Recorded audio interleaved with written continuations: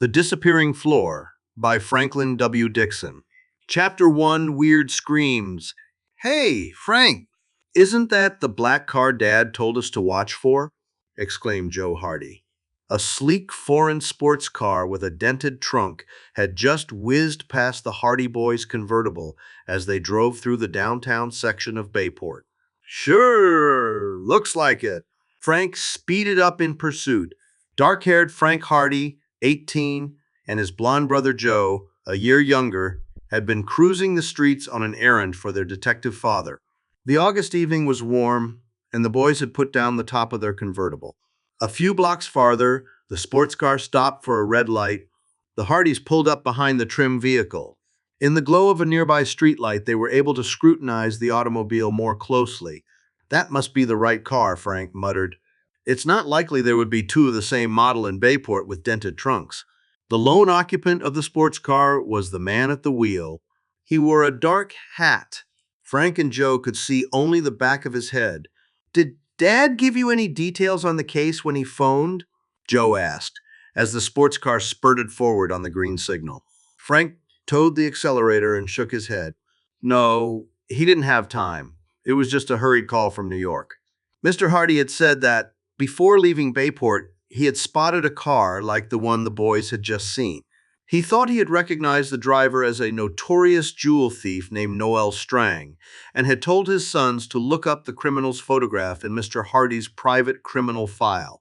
The boy's father formerly was an ace detective in the New York Police Department. He had moved to the town of Bayport to open his own agency and soon had become known as the ablest private investigator in the country. Frank and Joe had inherited Fenton Hardy's detective abilities and often helped him on his cases. The boys drove on, staying behind the sports car, which now sped into a residential area. The streets here were less well lighted, but the boys were able to keep their quarry in view without tailing it too closely. Looks as though he's heading out of town, Joe remarked. Did you get the license number?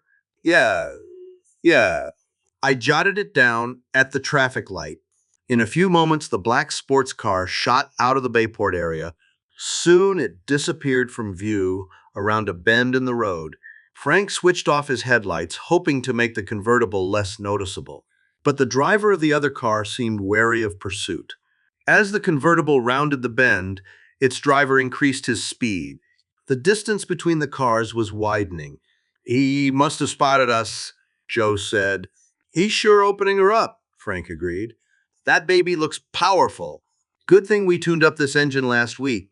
The convertible's speedometer needle rose as Frank gunned the engine. Slowly, the gap began to close. They were approaching another bend in the road. Suddenly, the sports car's exhaust belched out a thick purplish mass.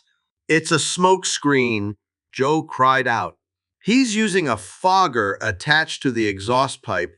A split second later, the boy's eyes began to smart and water. Good night, Frank exclaimed. Hastily, he switched on their headlights again, but the beams could not pierce the thick pall of acrid smoke that enveloped the road. The convertible was almost at the sharp bend. Frank slammed on the brakes. Half blinded, he could only guess at the location of the white line. He spun the steering wheel and the car slewed wildly across the pavement. With a jarring thud, it finally came to rest on the far shoulder of the road. Jumpin' Jiminy! Joe sat quivering with shock, trying to steady his nerves. Frank, also shaken, drew a long breath. Good thing there was no car coming the other way or we'd be junked by now. Can we risk getting back on the road? We better not, Frank decided. I can't see a foot away from us. If there's any traffic coming, we'd be asking for a crash. Joe agreed and added, let's make sure we're clear of the pavement. Clutching handkerchiefs over their noses and their tear-streaming eyes, the boys climbed out. In the smoke and darkness, it was impossible to determine their exact position, but Frank checked with his foot and found that they were well off the pavement. The convertible had landed against a hillside bordering the road. Frank and Joe chafed at the delay, but there was nothing to do except wait for the smoke to clear. Meanwhile, they clambered up the hillside, coughing and choking, to reach clear air. Did you notice the smoke's color? Joe gasped. That was no ordinary smoke screen. Right. sort of a combination of smoke and tear gas. After a few minutes, the murk had dissipated enough for the boys to return to their car and swing back onto the road. "Not much chance of finding that man now," Joe said glumly. "Let's keep our eyes open anyhow. There are houses along here and a few turnoffs. We might spot the car parked somewhere." The Hardys followed the road for several miles but did not see the sports car. Disappointed that they had lost their quarry, Frank and Joe turned around and headed for Bayport. Halfway back to town, they saw a flashlight being waved frantically from the roadside. "Wonder if there's been an accident," Frank said. "I don't see any car," Joe replied. "Must be a hitchhiker." Frank slowed to check. The person who was signaling immediately jumped into the glare of their headlights. He was a chunky, round-faced youth about their own age. "Chet Morton!" Joe exclaimed in surprise. The stout boy looked excited as he flagged them down. Frank braked to a halt, and Joe flung open the car door. "What's wrong, Chet?" "Joe!" "Frank? Boy, what a lucky break you two happened along." Chet was puffing and trembling and looked pale. He was wearing hiking shorts and had a knapsack slung over his shoulders. "Just see a ghost?" Frank asked as their friend climbed into the back seat. "Didn't see a ghost, but I sure heard one," Chet replied. Frank and Joe exchanged puzzled looks. "What do you mean you heard a ghost?" Frank asked. "Just what I said. It screamed at me." Chet shuddered. Oh, it was horrible." "Are you kidding?" Joe put in. "Do I look as if I'm kidding?" "No," Frank said. "You look as if you'd been scared out of your wits." "How about telling us the whole story?" Chet explained that he had been on a rock collecting hike. Late in the afternoon, he had stopped to eat a picnic snack and then had dozed off. "Snack my eye," Joe chuckled. "You probably stuffed yourself so full you couldn't move and dreamed about this ghost." All right, Chet retorted indignantly. "So I like to eat. Do you want to hear my story or don't you?" "Go ahead," Frank urged. "Well, I slept longer than I expected to," Chet went on. "When I woke up, it was dark. I was somewhere over in the hills west of here. I had trouble finding my flashlight. Then I saw a funny-looking tiled surface." "Tiled surface?" Joe repeated. "What do you mean by that?" Chet shrugged. "I don't know what else to call it. It was flat, like a floor, about 10 feet square, and inlaid with little colored tiles. But the funny thing is, there was nothing else around except trees and shrubs. The colored tiles," Chet added, "formed a curious design resembling a dragon." "I went over to get a closer look at it," Chet continued, "and wow! Out of nowhere came a horrible, blood-curdling shriek." "So you scrammed, I suppose," Frank said, grinning. "You bet I did." The voice shrieked after me, but I didn't catch what it said. Chet's eyes bulged with fright at the recollection. "I kept running till I hit a dirt lane and followed that out to this road. I was hiking home. Then you guys came along. How about taking us back there?" Joe said, "You think I'm nuts?" "Honest, if that wasn't a spook, it must have been some bloodthirsty lunatic." "Oh, come on," Frank urged. "Maybe it was just someone playing a trick on you. Let's find out." Chet was unwilling, but finally gave in. He directed Frank to a dirt lane turnoff, which the Hardys had passed about 50 yards back. Frank drove slowly along the lane until Chet said, "Right here. I remember that big oak tree." Frank stopped the convertible. The boys took flashlights and climbed out. They went up a slope which gradually flattened. The area was wooded with hemlock and cypress trees, and the ground between them was overgrown with weeds and brush. "There's Chet's trail," Joe said, shining his flashlight on some trampled grass. "It leads over that W." A hideous scream split the darkness. Then came a weaker scream, followed by a hoarse, croaking voice. The floor? It sounded like the gasp of a dying man. Chet froze in terror, but Frank and Joe immediately ran toward the sound, playing their beams back and forth amid the undergrowth. "Over here, Joe," Frank exclaimed suddenly. Joe ran to his brother's side and saw a man lying face down on the ground. Frank turned him over gently. The man was big and balding with thin, sandy-colored hair. His face looked deathly pale. Frank tried his pulse as Chet came lumbering up. "Is he dead?" Chet stammered. "No, but his pulse is weak," Frank murmured. "His skin feels clammy, too. Looks as if he's suffering from shock." The Hardys could detect no signs of injury or broken bones. "What'll we do with him?" Joe asked his brother. "Better get him to a hospital." The boys carried the limp figure to their car and laid him on the back seat. Chet sat up front with the Hardys. Frank swung the convertible around and sped toward Bayport. As they reached a wooded area on the outskirts of town, their passenger revived and sat up. "Please, stop the car," he begged weakly. Frank pulled over. "We were taking you to the hospital," he explained. "You were unconscious," Joe added. "What happened?" I'll tell you in a moment," the man said. "Right now I feel woozy. I think the motion of the car was making me sick. Would you mind if I get out and walk up and down a bit?" "No, go ahead," Joe said sympathetically. Chet leaned back and opened the door. As soon as the man's feet touched the ground, he slammed the door. His face contorted into an ugly expression. "If you boys know what's good for you, you'll keep your mouths shut about this," he snarled. "And I'm warning you, don't try to follow me." He darted off into the darkness of the surrounding trees. Chapter 2, Telephone Tip. The three boys were stunned by the man's unexpected threat and actions. Of all the creeps, Chet spluttered when he found his voice. "How's that for gratitude?" "I'm going after that guy." Joe exploded. He yanked open the door and started to jump out, but Frank stopped him.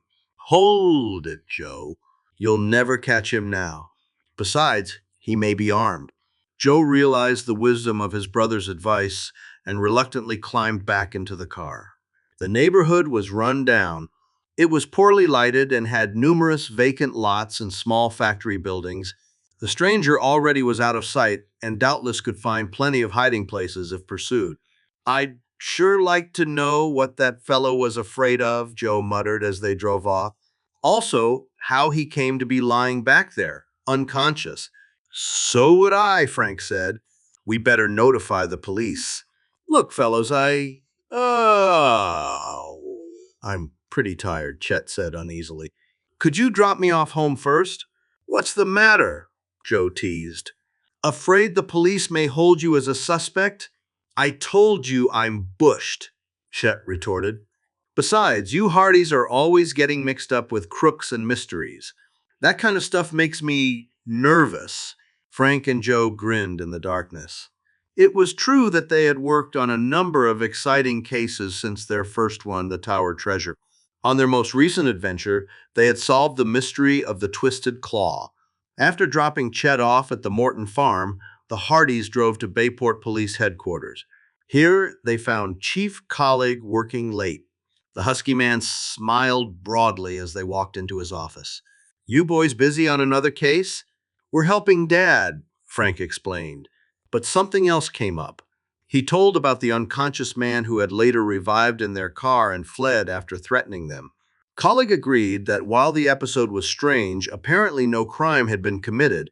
He telephoned the fugitive's description to the police radio dispatcher to be flashed to all prowl cars, with orders that the man be picked up for questioning.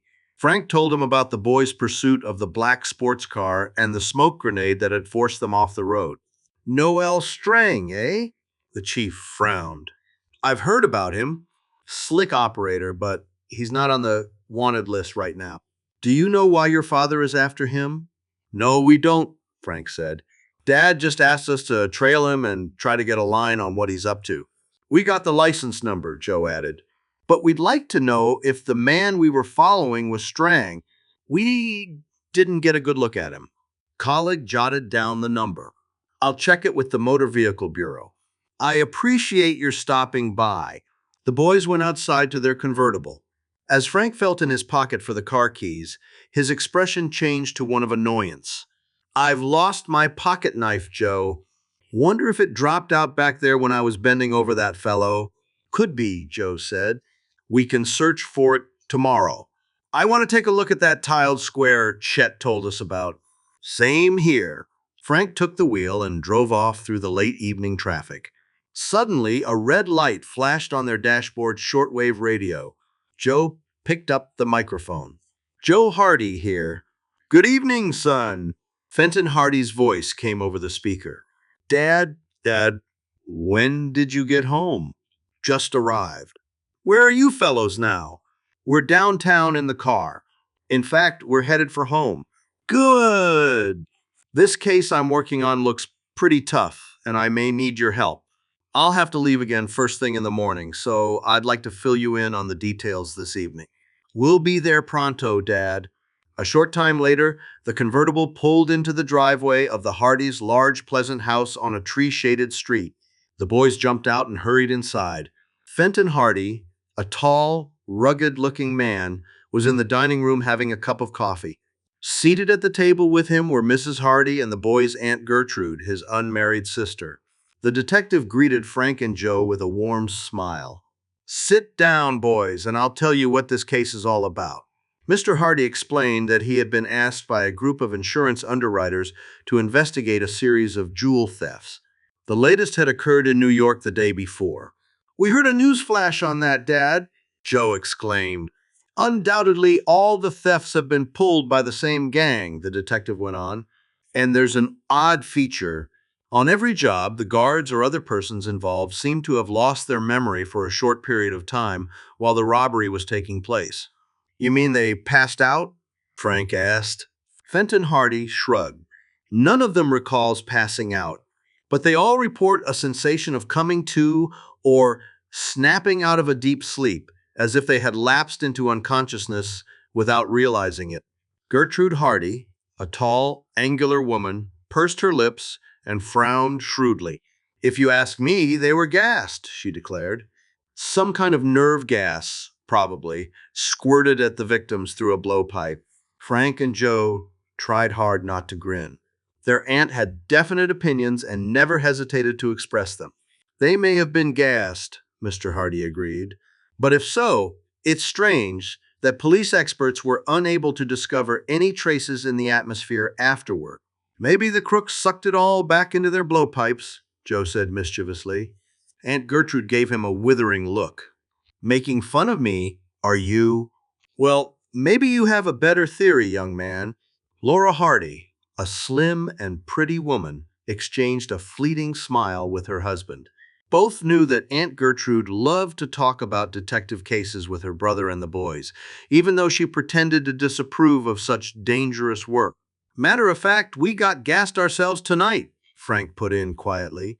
He told about their chase of the black sports car, but glossed over the part about skidding across the road. Fenton Hardy knit his brows. Do you think the driver could have recognized you? Maybe from seeing your pictures in the paper? Frank shook his head. I doubt it, although he may have glimpsed us in his rearview mirror when we passed a streetlight. I think that when he spotted a car tailing him, he used the smokescreen to shake us. Why, that man's a menace, Aunt Gertrude blurted out indignantly. Why didn't you radio the police at once? Mark my words, you'll... The ringing of the telephone interrupted Aunt Gertrude's prediction. Joe jumped up to answer it. Let me speak to Fenton Hardy, said a curt, muffled voice. Who's calling, please? Joe asked. None of your business. Just tell him to get on the phone if he wants to learn something important. Fenton Hardy strode quickly to Joe's side and took the receiver. All right, I'm listening. Another jewel heist has been planned. It's going to be pulled aboard a yacht named the Wanda. She's due in at East Hampton, Long Island, late tonight or early tomorrow morning. Got that? I have it, the detective replied. But who is this speaking? A friend. And don't bother trying to trace the call. There was a cut-off click at the other end of the line. Mr. Hardy hung up thoughtfully and told the boys what the informer had said. I'd better follow up that tip-off, he added. I'll drive down to East Hampton. Are you sure that's wise, Dad? Frank asked worriedly. The call may be a trick. It's a chance I'll have to take, son. Mr. Hardy telephoned Suffolk County Police Headquarters on Long Island to report the tip. Before leaving the house, he suggested that the boys restudy the photo of Strang in his file and also the typewritten data on the reverse side of it. Mind you, we have nothing on him, the detective said. But I think he's one of the few jewel thieves in the country capable of masterminding a series of robberies like the ones I'm investigating. Do you want the police to take him in for questioning? Joe asked. No, that would only put him on guard. But I would like to know what he's doing in Bayport. We'll keep an eye out for him, Frank promised. Mr. Hardy then placed a long-distance call to his top flight operative, Sam Radley. Sam had flown to Florida with a charter pilot named Jack Wayne to wind up another case. Fenton Hardy instructed Sam to join him at East Hampton the following day. Next morning, Frank and Joe ate a hearty breakfast of bacon, eggs, and homemade muffins, then started off in their convertible to pick up Chet Morton. After some grumbling, the stout boy agreed to help them search for the curious tiled square he had seen the night before. Frank pulled up on the dirt lane near the big oak tree. I don't know why I let you two talk me into this, Chet complained as they started up the slope. I can't seem to stay out of danger when you're around, Joe laughed. Stop griping. You don't expect to hear any spooks in broad daylight, do you? When they reached level ground, Frank remarked, Say, I see a house over there. Joe and Chet looked in the direction he was pointing. A large, weather-beaten mansion was visible through the trees some distance away. Didn't notice any lights over that way last night, Joe said. Wonder if anyone lives there. Maybe not, Frank said. Looks pretty run down. For half an hour, the boys searched among the tall weeds and overgrown shrubbery. They failed to sight the tiled surface Chet had described or to find Frank's knife. Sure you weren't just seeing things last night? Frank asked Chet. Joe chuckled. Maybe just hearing things too? Before Chet could reply, a voice barked out, Stand right where you are. Now, turn around, all three of you. The boys whirled in surprise.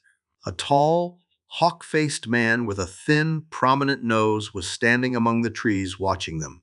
He had one hand in his suit coat pocket, as if concealing a gun. Frank and Joe gasped. The man looked like the one in the photograph of Noel Strang their father had in his files. Chapter 3, The Purple Stone. Don't stand there gawking, the man snarled. What are you kids looking for? Chet gulped. You see, last night I lost my pocket knife, Frank spoke up. We were trying to find it. Your pocket knife, eh? The man scowled at the boy suspiciously. You had no business nosing around here last night or any time. This is private property. Now, clear out. Chet, overcome with jitters, hastily started walking back to the car. Frank and Joe did not budge and continued to stare at the man. You heard me, he said in a loud, belligerent voice. Beat it! And don't come back. He took a few steps toward the Hardys and crooked his arm as if he were about to jerk his gun hand out of his pocket. Without a word, the brothers turned and followed Chet. That is Noel Strang, Joe whispered. Think we should call his bluff. Frank shook his head. Not now. Remember what Dad said. He may not own this property, Joe argued. If he does, maybe we can find out what he's doing here. I intend to, Frank said. But let's try to do it undercover without making him suspicious. Chet had already climbed into the car. He was sitting stiffly in the back seat, still pale and nervous, but whistling off key and trying to look casual. Frank slid behind the wheel, and Joe got in beside him. As they glanced back up the slope, the boys could see Strang watching them intently. Oh, Joe muttered. I just thought of something. Like what? Frank asked. If he's the one who used that smokescreen last night, he may recognize our convertible. Smokescreen? Chet gasped. In the rearview mirror, Frank could see that the fat boy's eyes were bulging with fear. You mean that guy's a gangster? Not exactly, Joe said as Frank turned the car around. Just a notorious jewel thief named Noel Strang. Chet groaned as the Hardys told him the details. Oh, this is great. I don't want to get mixed up in another one of your cases. You'd better take Joe home. The Hardys grinned. Chet, you know you eat up excitement as well as food, Frank said. It helps to keep your weight trimmed down, Joe suggested. Listen, I'll probably lose 10 pounds just worrying about this thief, Chet retorted. Strang may even send his men after us, Joe chuckled. Just threaten to sit on him. That'll be enough of a scare. Frank suddenly looked troubled. Now I just thought of something, Joe. Bad? Joe glanced at his brother. Not good. That knife has my name engraved on it. If Strang finds the knife, he may connect us with Fenton Hardy. Joe gave a low whistle. Let's hope he doesn't find it. A short time later, Frank swung up the gravel driveway leading to the Mortons' farmhouse. Chet's pretty, dark-haired sister, Eola, was seated on the front porch with her blonde, brown-eyed friend, Callie Shaw. Iola bounced up from the porch swing as the boys stepped from the car. Hi, she exclaimed. Will you see the surprise Kelly and I have to show you? The girl's eyes sparkled with excitement. Joe grinned at Iola, whom he considered very attractive. Sounds pretty important. Ah, it's probably some new doodads for their charm bracelets, Chet scoffed. Like fun? Iola retorted. It'll make you turn green with envy. I mean, purple.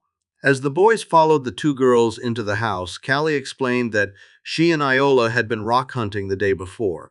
With a giggle, she also whispered to Frank that Chet and Iola were rivals at rock hounding. In the dining room, Iola went straight to the old-fashioned punch bowl on the buffet and took out a stone about the size of a grate. It was pale violet and roughly crystalline in form. Feast your eyes, she said, waving the stone under Chet's nose. Well, hold it still so I can see it. The chubby youth stared in grudging admiration. It's beautiful, Frank said. Is that an amethyst? Iola bobbed her head proudly. A real one? We took it to Filmer's gemstone shop this morning to make sure, Callie added. Mr. Filmer identified it for us. Chet's eyes bugged out in awe. Wow, a real jewel, he gasped. Where'd you find it? Iola and Callie blushed with embarrassment. We don't remember, Iola confessed. You don't remember? Chet echoed. How goofy can you get? Why, there might be a whole lot of amethysts around the spot, but we picked up oodles of stones in several places, Callie explained. The light wasn't good in the late afternoon, and we didn't realize that this one might be valuable. We're not even sure which one of us found it, Iola put in. We didn't get excited until we sorted the stones this morning. Chet was about to make a wisecrack when Joe happened to glance out the window. Hey, he yelled, your barn's on fire. The others stared and gasped. Black smoke was billowing out through the open barn door. Good grief, Chet shouted. And Dad's over at the vet's this morning? Quick! Get some fire extinguishers and buckets of water. The 5 teenagers dashed outside, followed by Mrs. Morton, who had hurried upstairs from the cellar when she heard their cries. There was no sign of open flames from the barn, so Frank and Chet plunged inside to get a pair of fire extinguishers hanging on the wall. Joe and the girls, meanwhile, prepared to form a bucket brigade from the pump. Oh, my goodness! Mrs. Morton cried distractedly as she hovered outside the barn. Shall I call the fire department?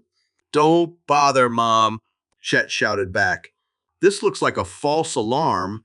Soon the smoke began to clear and the two boys emerged, grimy from the thick fumes. A bucket of oil was burning, Frank explained, coughing. Sure. Beats me how it started, Chet added. I wouldn't think heavy tractor oil could ignite by spontaneous combustion. Relieved, they all trooped back to the house. Mrs. Morton provided soap and towels so Chet and Frank could wash in the kitchen. Joe and the girls returned to the dining room. Iola went to pick up the amethyst, but could not find it. Callie, did you take our jewel outside with you? She asked. No, You left it on the table, didn't you? I thought I did. Iola hastily checked the punch bowl, then turned an anxious face to the others. It's not here. A frantic search followed, with Joe scrabbling on the floor and the girls going through every drawer and compartment of the buffet. The amethyst was gone. Frank and Chet heard the news as they came into the dining room. Oh, fine. Chet groaned. First a fire, and now you girls lose the only valuable stone we've ever found. Frank and Joe looked at each other with the same thought in mind. I'll bet that fire was a trick to get us out of the house, Joe exclaimed. You mean the stone was stolen? Iola gasped. I'm afraid so, Frank said. By the same person who set fire to that bucket of oil. Callie's eyes glowed with a sudden recollection. I heard a car start up down the road just as we came back to the housel, she said. I'll bet that was the thief getting away. Chet plumped himself down in a chair. Boy, this is turning out to be one swell day. He grunted, then brightened. Guess we may as well have lunch. Frank telephoned a report of the theft to the police and then called home to notify his mother that he and Joe would be lunching at the Mortons. Aunt Gertrude took the message. By the way, she said, Tony Prito has called twice, trying to get hold of you and Joe. Wouldn't tell me what he wanted, but he did say it was urgent. Where can I call him? Frank asked. At his dad's office? No. I believe he said he was phoning from the boat dock. Okay, Annie. Thanks. Frank and Joe apologized to Mrs. Morton for hurrying through the hearty lunch. She served them. As soon as they had finished, the brothers excused themselves to go and find Tony Prito. Tony, a dark-haired, good-looking boy, was a close pal of the Hardys, and they often went out on Barmet Bay with him in his motorboat, the Nepali. Frank and Joe drove quickly to the boat basin, but could not see Tony anywhere. I'll bet he's out in the Nepali, Joe said, staring out across the harbor. Probably so. Frank glanced up at the sunny sky and then at the gently white-capped blue waters of the bay. Let's get the sleuth, Joe, and try to find him. Suits me. The Hardys hurried off to the boathouse where they kept their own motorboat. At that moment, Tony was just driving up to the Morton's house in his father's pickup truck. Hi, Chet. Have you seen Frank and Joe today? He called to the stout youth who had come out to the porch. Sure. They had lunch here. Left about 15 minutes ago, heading for the boat dock to find you. Tony suddenly went pale. Man, I hope they don't go out in the sleuth. Why not? Chet asked, puzzled. Hop in and I'll tell you. We better get there fast. Chet hardly had time to get into the cab before Tony threw the truck into reverse and backed up. As he swung the vehicle around and sped down the road, he explained, I saw two tough-looking guys sneak out of Frank and Joe's boathouse. Somehow I have a hunch those men were up to no good. Did you recognize them? Chet asked, wide-eyed. No, but I'm afraid those men may have sabotaged it. Didn't you warn Mrs. Hardy and Aunt Gertrude? Guess I should have, Tony said ruefully, but I didn't want to alarm them. As the truck pulled up on the quay, Chet exclaimed and pointed toward the water. There they go now. The sleuth, with two figures aboard, was putting out across the bay. We're too late, Tony groaned. The boys leaped out of the truck and began shouting and waving frantically to their friends. But the Hardys' boat was too far out for the brothers to hear the cries. Suddenly, a loud explosion shook the sleuth. Chapter 4. The Jigsaw Face. The force of the blast jerked the bow of the sleuth up out of the water. Both its occupants were hurled overboard and the boat itself overturned. Smoke billowed from the scene.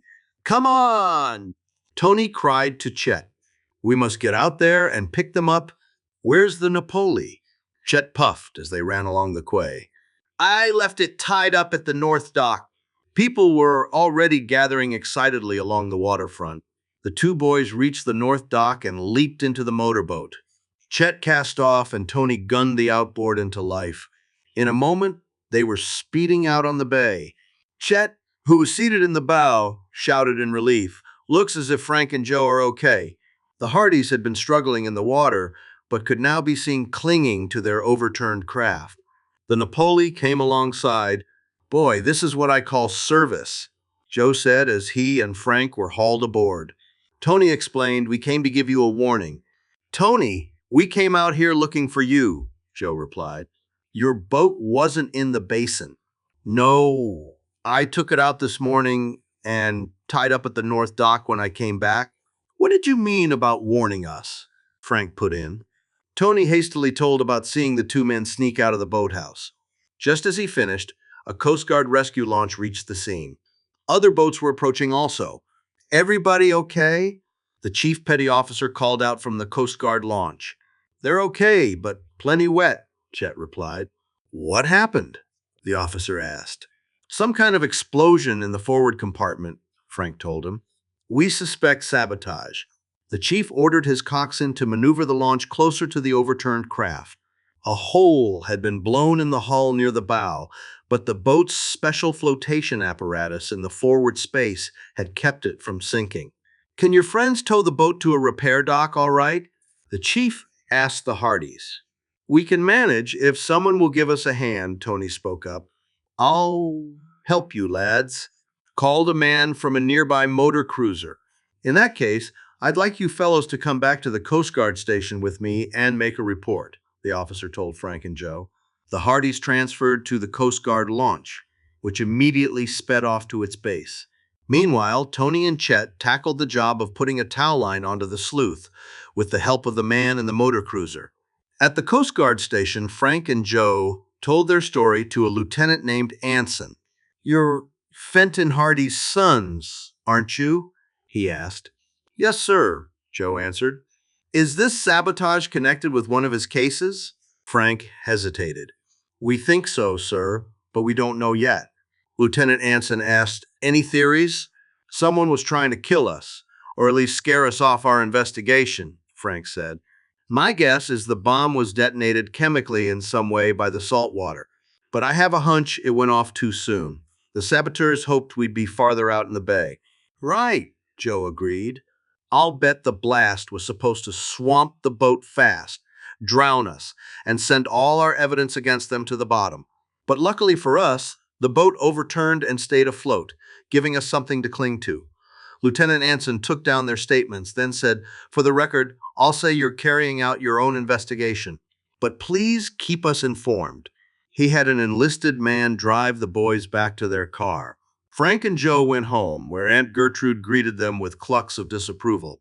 "Well, It's a good thing your mother has gone to the library board meeting." Miss Hardy ordered the boys to take off their soaked shoes to avoid tracking up the carpet, then went on anxiously. "What happened? Did that crook you're after make you walk the plank?" Frank chuckled and gave her a damp hug, which Miss Hardy tried to fend off. "Slight accident, Auntie. A dunking we didn't expect." "The boys had just changed into dry clothes when the telephone rang," Joe answered. The caller was Chief Collig.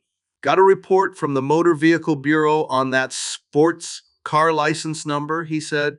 "It's registered in the name of Aiden Darrow." "Never heard of him," Joe replied. "Nothing on him in our files either." "What about the address?" "A street number in Eastern City," Collig said. "I checked with the police there, but they couldn't help. The whole street's been demolished for an expressway. Dead. End clue." "Well, thanks a lot, Chief." A short time later, Tony Prido and Chet arrived. They reported that the sleuth had been safely towed to the repair dock. Frank telephoned to determine the cost of repairing the boat. Then the boys gathered to discuss the day's events. Frank and Joe quickly told Tony about the case. "You figure the men who planted the bomb were working for Strang?" Tony asked. "Could be," Frank said. "Especially if he found my knife and learned our name." "I'll bet he recognized us last night," Joe put in. "How about that sneak who took Iola and Callie's amethyst?" Chet asked. "Maybe Strang did that too. You said he's a jewel thief." Frank frowned. "That's true, but he's a big-time operator. I doubt if the amethyst's worth enough to tempt him. Anyhow, Strang's definitely got business in this area," Joe said. "Do you think he could be hiding out at that old house? The one we saw him near this morning? Could be, Frank said. Tony asked where the place was located. When Joe told him, Miss Hardy exclaimed, "Why, that's the old Perth mansion. Do you know who lives there?" Frank asked. "No one, far as I've heard," she replied. "Hasn't been occupied for years." The place had what you might call a sinister reputation. "How come?" Joe inquired. "Seems someone died there under mysterious circumstances. Don't recollect just who, but there was talk about the place being haunted." Haunted? Chet swallowed and turned pale. Miss Hardy sniffed. "All stuff and nonsense. Some folks will believe anything. That was years ago, even before you boys were born." "Tell us some more, Annie," Frank urged. Gertrude Hardy settled into her favorite chair. "Well, the house originally belonged to a man named Jerome Perth. Not a nice person at all, from what folks used to say." "Who was he?" Frank asked. "Some sort of big business tycoon, but a shady operator. People accused him of all sorts of things. Stock swindles, patent infringements. I don't know what all, but I guess no one ever pinned anything on him. Must have been pretty slick," Tony remarked. "Oh, he was," Miss Hardy agreed. "And he made a lot of enemies. In fact, some of the people he'd cheated even tried to kill him. Finally, he retired to that mansion he built and lived there in fear of his life." "So his swindles didn't bring him any happiness," Joe remarked. "No, indeed. I recall hearing he had his study on the ground floor fitted up with a bed and hardly ever stirred out of that one room." "But you still don't remember who died there under mysterious circumstances?" Joe said. Aunt Gertrude shook her head. "Some relative, I think, but I don't recall the details." Frank, meanwhile, had a sudden hunch. He telephoned Iola Morton to ask if anyone else had been in the gemstone shop when the girl showed the proprietor their amethyst. "Why, yes, there was," Iola replied. "Another customer came in right after we did. I remember he asked us where we had found our stone." Suddenly, Iola gasped. "Oh, you mean maybe he was the one who stole our amethyst?" "Could be," Frank said. "He might have shadowed you back to your house. Is Callie still there with you?" Sure. "Want to talk to her? We'll come out." 5 minutes later, Frank, Joe, and Chet were on their way to the farm in the Hardys' convertible. Tony had to go back to work at his father's construction company. When the boys arrived at the Mortons' house, Frank carried in his father's facial identification kit. Besides an illuminated viewing screen, the kit contained strips of film showing hundreds of different hairlines, eyes, ears, noses, chins, eyeglasses, and hats. Iola and Callie were fascinated as the Hardys began asking them to describe and identify the features of the stranger at the gem shop. "It's like putting together a jigsaw puzzle," Callie exclaimed. Bit by bit, the film strips showing the man's features were laid together over the viewing screen until a whole face had been assembled. "For Pete's sake!" Joe exclaimed. He and Frank stared at each other. "That's the guy we picked up unconscious last night." Chet peered over their shoulders, open-mouthed with surprise. "It is for a fact." "Joe," Frank said, "suppose you take that face to the gem shop and ask Mr. Filmer if he knows the man." "Okay. How about you? I want to go to the Bayport Times office and see if I can dig up any stories on the Perth mansion from their back files." Joe dropped his brother off at the newspaper office and a few minutes later pulled up in front of Filmer's gemstone shop. He carried the kit inside and spoke to the proprietor. Mr. Filmer, a skinny man with thick bifocal eyeglasses, seemed oddly nervous. "I, re really don't recall anyone else being in the shop when Iola and Callie were here," he stammered. "Please try to remember," Joe begged. "I'm afraid I can't." "All right. At least let me show you a picture of the man's face and see if you—" Suddenly, Joe broke off. The door to the back room was ajar, and he had just seen it move slightly. Someone was eavesdropping behind the door. "So that's why Filmer won't help me," Joe thought. "I'll bet he's afraid of the person hiding back there." The young detective wondered what to do. If he asked Mr. Filmer's permission to look into the back room, it would forewarn the eavesdropper. But if he acted on impulse, Joe darted behind the counter and yanked open the door. A tall, sandy-haired man who looked like the one in the picture streaked across the back room toward a window. Joe rushed forward and lunged at him. The stranger grabbed a stool and hurled it at Joe. The stool struck Joe on the temple and he sank to the floor unconscious. Chapter 5, Spook Hound. As Joe regained consciousness, he felt something cold and damp on his forehead. He was propped in a corner of the gem shop's back room, and Mr. Filmer was bending over him, applying a wet towel to the bruise. "Feel all right?" Mr. Filmer asked anxiously. I guess so, except for a sore head." "Dear me, you have quite a lump there." "Never mind that." Joe struggled to his feet. "What about that guy who slugged me with a stool?" Mr. Filmer pointed helplessly to an open window. He got away and ran off down the alley. "I suppose he's the one who was here when Iola and Callie brought in their amethyst," Joe said, repressing an angry comment. Mr. Filmer reddened. "I'm terribly sorry I had to lie to you. He was hiding back here all the time, listening. I was too frightened to talk." "Well, he's not here now. So who is he?" "I really don't know," Mr. Filmer said, looking bewildered. "He often drops into the shop to talk to the local rockhounds, and always seems especially interested in amethysts. That's about all I can tell you." "When did he get here?" Joe asked. "Just a few minutes before you did. He asked me if anyone had been inquiring about him. When I said no, he warned me to keep my mouth shut or else he'd have me beaten up. Then he saw you coming and ducked into the back room." "If he ever shows up again," Joe said, "will you try to notify the police right away?" "I certainly will." Mr. Filmer nodded vigorously, eager to make amends. Joe thought of trying to lift some fingerprints, but he remembered that the man had been wearing gloves. Before leaving, Joe telephoned a report of the incident to Chief Collett. When Joe reached home, his mother insisted upon applying a soothing dressing to his swollen temple. Aunt Gertrude hovered close by, supervising the treatment and muttering darkly about the dangers of detective work.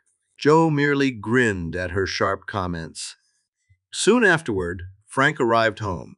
He took one look at Joe, who was curled in an easy chair watching TV, then let out a whistle. "Where'd you get that decoration?" "I connected with a stool," Joe said wryly. He told Frank what had happened at the gem shop and added, "I still can't figure how that man knew we'd go there to check on him." "Probably followed the same line of reasoning we did," Frank replied. "The girls just picked up the amethyst yesterday, so the shop is the only place where an outsider could have learned about their find. Besides, he had quizzed Tola and Callie about the stone, and you say Filmer knew of his interest in amethysts. In other words, he guessed we might put two and two together. Rather than take any chances, he decided to bulldoze Filmer into silence." Frank nodded, and Joe added, "Now, how about telling me what you found out?" "I got the full story," Frank said eagerly. "The person who died at the Perth mansion under mysterious circumstances was Old Man Perth's nephew. Must have been quite sensational. The Times had a flock of old write-ups on it." Joe's eyes brightened with interest. "What happened?" "Well, the nephew, Clarence Perth, moved into the mansion after Jerome Perth passed away from a heart attack. He took over the old man's bedroom, study, but he lived only a few days to enjoy his inheritance." "How come?" "One night, long after midnight, the servants heard him scream in terror," Frank continued. "They broke into the room and found him lying on the floor with his skull fractured. And get this, just before he died, the nephew muttered something which sounded like the floor." Joe gave a whistle. "Wow. When Chet hears that, he'll be positive it was a ghost that screamed at us last night." "There's more," Frank went on. "Both the door and the windows of the room had been locked from the inside and none of them broken. So there was no way a killer could have entered the room or escaped." "How about trapdoors or trick wall panels?" Frank shrugged. "The stories said the police looked for secret exits but didn't find any. Of course, criminal detection methods then weren't what they are today." "What about the ghost angle?" Joe queried. "There are several follow-up news items. They said that a number of persons had reported seeing a ghostly figure prowling about the Perth estate. No doubt there'll always be gullible simpletons, said a peppery voice. Aunt Gertrude planted herself in an easy chair and began darning socks. Don't mind me, she sniffed. Just go right on with your wild talk. Frank and Joe exchanged grins, knowing their aunt was eager to hear more. She looked gratified when Frank repeated the information he had gleaned from the Bayport Times. Yes, I remember now about Perth's nephew, Miss Hardy said reminiscently. Poor fellow! Almost seemed as if fate had marked him out to pay for his uncle's misdeeds. At dinner, Frank and Joe were silent and thoughtful. Neither believed that the weird screams they had heard near the Perth mansion could have been made by the nephew's ghost. Nevertheless, it was an eerie notion. I'd like to go back to that mansion, Joe said as the family finished dessert. I have a hunch we'll find some answers there, about the ghost and straying too, Frank agreed. We'll go as soon as it's dark. 2 hours later, the brothers climbed into their convertible and headed toward the outskirts of Bayport. Their tires hummed in the still, moonlit night air and wispy clouds covered the sky. When they turned onto the dirt lane, Frank switched off their headlights and soon afterward pulled in close to a screen of shrubbery. Better take our flashlights, Joe murmured. The boys got out and headed up the slope. In the distance, they could see a few gleams of light from the house. Someone's in the haunted house, Joe remarked. Maybe straying. We'd better watch our step. The Hardys threaded their way among the trees and underbrush. Suddenly, a ferocious snarl made them whirl to the left. A huge, savage-looking hound stood facing them, its eyes glowing in the dark like coals of fire. Again it snarled and seemed about to spring at the two intruders. Come on, don't argue with it, Frank muttered. He started to back away hastily, but Joe clutched his arm. Wait, Frank, that thing's not alive. It's just a mechanical dummy. Incredulous, Frank did a double take. Then he realized that Joe was right. Well, I'll be a moldy dog biscuit, he gasped. That hound sure looks real enough to bite your head off. We must have crossed an invisible beam that made it light up and snarl, Joe surmised. He reached out a hand to touch the device, as if to reassure himself that the dog was not flesh and blood. Hold it, Joe. Frank jerked his brother's hand away. That thing looks like metal. It may be electrically charged. Stripping off his belt, Frank held the leather belt and swung the buckle lightly against the mechanical hound. A hissing blue-white spark illuminated the darkness as metal touched metal. Wow, Joe gasped. That really would have given me a jolt. Say, Frank, do you suppose the guy we found here could have been shocked unconscious by some electrified gadget? Sounds like a good guess. And that gives us another reason for watching our step. More cautiously than ever, the Hardys approached the old mansion.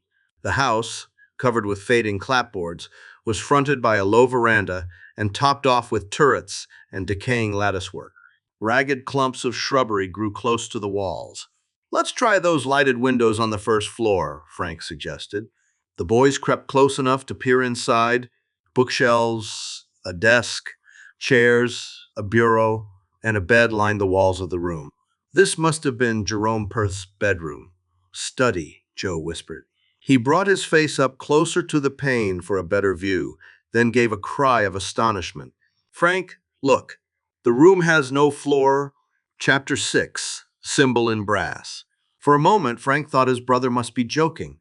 Then he, too, put his face to the window pane. Beneath the room's furniture, he could see only gaping darkness. This is crazy, Frank muttered. That furniture can't just stand in midair if only we could see better, Joe said, flattening his nose against the glass in an effort to peer downward. Suddenly, Frank gave a warning hiss and yanked Joe into a crouched position. What's wrong? Joe whispered. Frank pointed off beyond the rear of the house. In the distance, a tiny light could be seen moving among the trees. The boys shrank back into the shadows of some shrubbery. As they waited, Joe's eyes fell on what looked like an old coin. It was lying on the ground in the patch of light outside the window. Joe reached out and pocketed it. Meanwhile, the oncoming beam was zigzagging slowly about the grounds. Minutes went by. A night breeze sighed eerily among the hemlocks and cypresses. Bit by bit, the light moved closer to the boy's hiding place. Frank strained his eyes in the darkness. Suddenly, his scalp prickled. "Joe!" he gasped. "Do you see what I do?" "I sure do." Joe gulped. The light was being carried by a ghostly, white-robed figure, but common sense told the boys the figure must be human.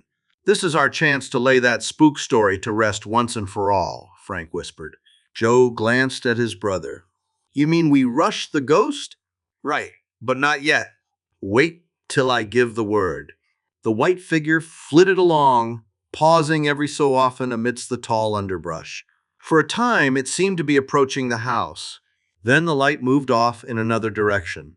Frank put his mouth close to Joe's ear. "Let's sneak up and take Mr. Spook by surprise now." Silent as shadows, the Hardys darted out from the shrubbery. Moving with swift steps, they closed in toward the phantom figure. But Joe, overeager, caught his foot in a tangle of underbrush and thudded to the ground. The ghost whirled, evidently startled by the noise. The flashlight it was carrying raked the two boys, then winked out abruptly. An instant later, the figure had slipped away into the darkness. Frank halted only long enough to make sure his brother was unhurt, then raced in pursuit. Joe scrambled to his feet. By now, the white-robed figure was nowhere to be seen. Then Joe suddenly glimpsed something pale among the trees. Was the spook trying to evade them by doubling back toward the house? Joe sprinted to intercept it. He saw the phantom figure pass between two trees. Instantly, the faint ringing of an alarm bell could be heard from inside the mansion. There must be another electronic I-beam between those trees, Joe realized. Floodlights blazed on around the house. The front door burst open, and three men dashed outside. The ghost, meanwhile, had veered to the left and was disappearing into the darkness again. This time toward the road, but away from the Hardys' car. Joe halted, uncertain what to do next. If he continued the pursuit, he would risk being cut off by the men from the house before he could get back to the convertible. "For all I know, they may be the ones who blew up our boat," he said to himself. As the men came closer, Joe made a fast decision and darted off among the trees. A moment later, he was startled by a rustle of shrubbery close by. A shadowy figure was running alongside him. "You okay, Joe?" "Yes, but wow, don't give me heart failure like that." The sounds of pursuit grew fainter, and presently the two boys reached sloping ground and headed toward their car. Both boys hopped into the convertible. Frank keyed the starter, and the engine came alive with a roar. Spinning the wheel, he sent the car zooming down the lane. Talk about fast getaways. Joe panted as they reached the highway. "Did you get a look at those men from the house?" Frank asked. Not too good a look, but I think one of them may have been Noel Strang." As the brothers came in the kitchen door of the Hardy home, they heard a loud buzz from the basement. "The shortwave radio signal," Frank exclaimed. He and Joe hurried downstairs and switched on the powerful set which the Hardys used for secret communications. "Fenton H. calling Bayport. Come in, please." The last words swelled to stronger volume as Joe tuned the receiver. "Bayport to Fenton," Frank said. "We read you loud and clear." "Good, good." "I hoped I'd catch you boys in." "How'd that telephone tip pan out?" Frank inquired eagerly. "It hasn't so far," Mr. Hardy reported. "The Wanda didn't arrive until 6 this evening. Its passengers are all wealthy people, and there's a fair amount of jewelry aboard. But as yet, we haven't turned up a single clue that might indicate a robbery is planned." "Do you think the tip was phony?" "Too early to tell yet. The police have a dragnet out, but they haven't spotted any likely suspects. Of course, it's possible the jewel thieves called off the job for some reason." "Dad, It's also possible the gang wants you stymied there in East Hampton while they prepare to pull a job somewhere else, Frank pointed out. That's what I'm afraid of, Mr. Hardy agreed. Meanwhile, Sam and I can't do much. What's the picture there in Bayport? Frank rapidly briefed his father on the day's developments. Mr. Hardy was stunned to hear about the bombing of the Sleuth and the attack on Joe at Filmer's gemstone shop. Also, he was intrigued by the Motor Vehicle Bureau's report. I'm sure I've heard that name, Aiden Darrow, but I can't place it, the detective said. Try checking my criminal file. After a hasty conference with his operative, Sam Radley, Mr. Hardy added, Son, the way things are popping there in Bayport, I think Sam had better fly back and help you boys with your investigation. I'll get hold of Jack Wayne. He should be able to land Sam there by midnight. Okay, Dad. We'll meet Sam at the airport. After signing off, Frank and Joe hurried upstairs to their father's study. A thorough check of his file revealed no criminal listed under the name of Darrow. Dad must have been mistaken, Joe concluded. Mrs. Hardy and Aunt Gertrude were watching a movie on television. The brothers joined them. I suppose you boys would like a snack, their aunt said after the program ended. We wouldn't object, Frank replied with a grin. As Miss Hardy went out to the kitchen, Joe suddenly remembered the coin he had picked up near the mansion window. As he examined it, the young sleuth gave a cry of excitement. Frank, take a look at this. The coin appeared to be a brass lucky piece. On both sides, it bore the design of a dragon. Wow! The same design Chet saw on that tiled square, Frank exclaimed. The boys began to discuss their new clue excitedly. Mrs. Hardy also looked at the lucky piece and pointed out the design of a violet above the dragon's head. Soon, Aunt Gertrude returned to the living room carrying a tray of sandwiches, cookies, and milk. She, too, became curious and asked to see the brass coin. Why, this belonged to old Jerome Perth, she announced triumphantly. How do you know? Joe asked. From the design. That's how, Aunt Gertrude retorted. It was his personal trademark. Auntie, you're wonderful, Frank exclaimed. That swindling old reprobate used to hand out these pieces right and left, she went on. Especially when anyone asked him to contribute to charity. Used to say these would bring the holder luck, which was more important than money. Miss Hardy sniffed. The dragon was appropriate. Well, since this is the design Chet described, the one he saw on the tiled square, we know he didn't imagine it, Joe said to Frank. But we still don't know its purpose, Frank pointed out. Mrs. Hardy and Aunt Gertrude were keenly interested when they heard of Chet's experience. Mrs. Hardy puckered her brow thoughtfully. Gertrude, wasn't there once a summer house near the Perth mansion? She asked. I believe there was, Laura. Seems to me it fell into neglect and was torn down. Why? I was just wondering if that tiled surface might have been the floor of the summer house. Joe snapped his fingers excitedly. I'll bet you've hit it, Mother, he exclaimed. Frank nodded in agreement. But in that case, why couldn't we find it this morning? He mused. Before anyone could answer, the TV late news came on. A bulletin just handed me, said the newscaster, states that a daring jewel robbery was pulled in Chicago at 10 o'clock tonight. More than $100,000 worth of uncut gems were stolen from the Spiker Jewelry Company. No further details as yet. Ooh, wow. That phone tip of Dad's must have been a fake. Joe exploded. I'll bet Strang wanted to make sure Dad was safely sidetracked on Long Island before the gang pulled this new job. Frank sprang to his feet. Come on, Joe.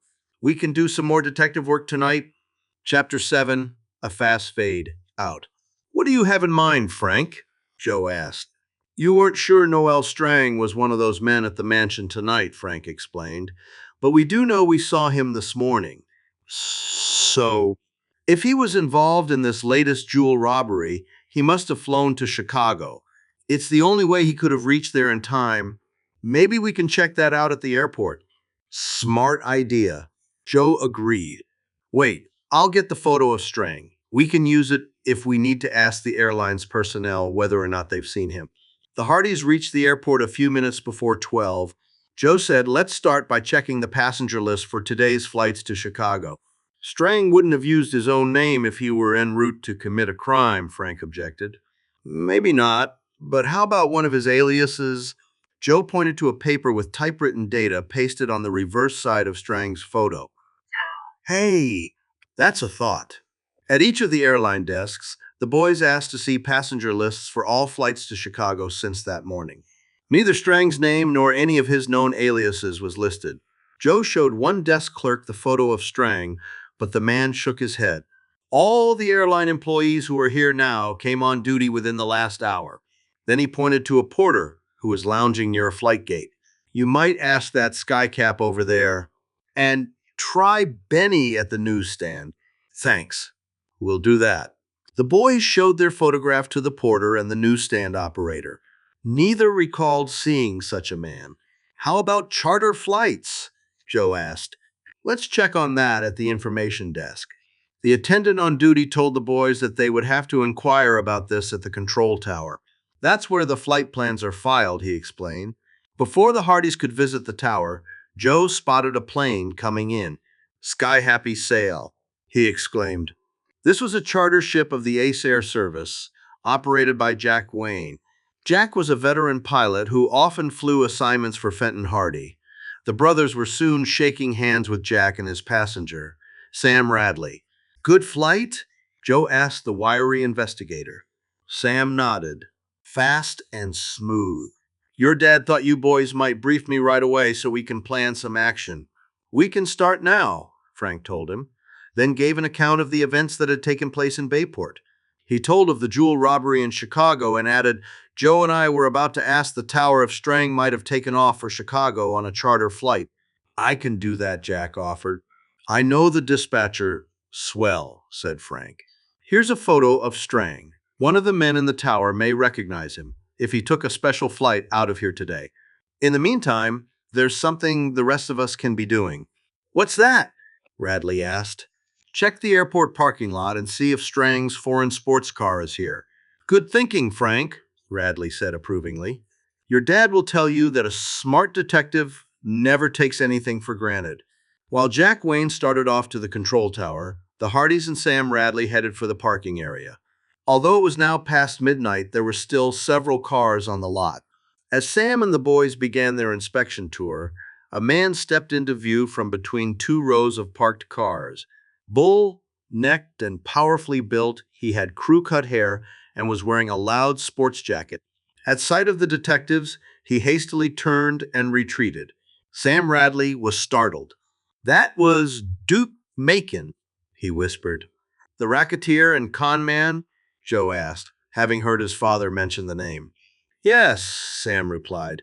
I wonder what he's doing here.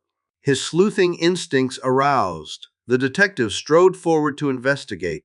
Frank and Joe followed eagerly. Suddenly, an engine roared and a car came zooming out of the darkness. Sam and the Hardys had to leap out of the way as it screeched past. That's Strang's sports car, Frank shouted. Macon was hunched at the wheel. A figure appeared to be huddled in the space behind the front seat, but the car whizzed by too quickly for a clear view. It swung out onto the road. Come on! Let's follow him, Frank urged. The Hardys and Radley ran to the boys' convertible, leaped in, and took off. But the chase seemed hopeless from the start. Macon, speeding recklessly, already was out of sight.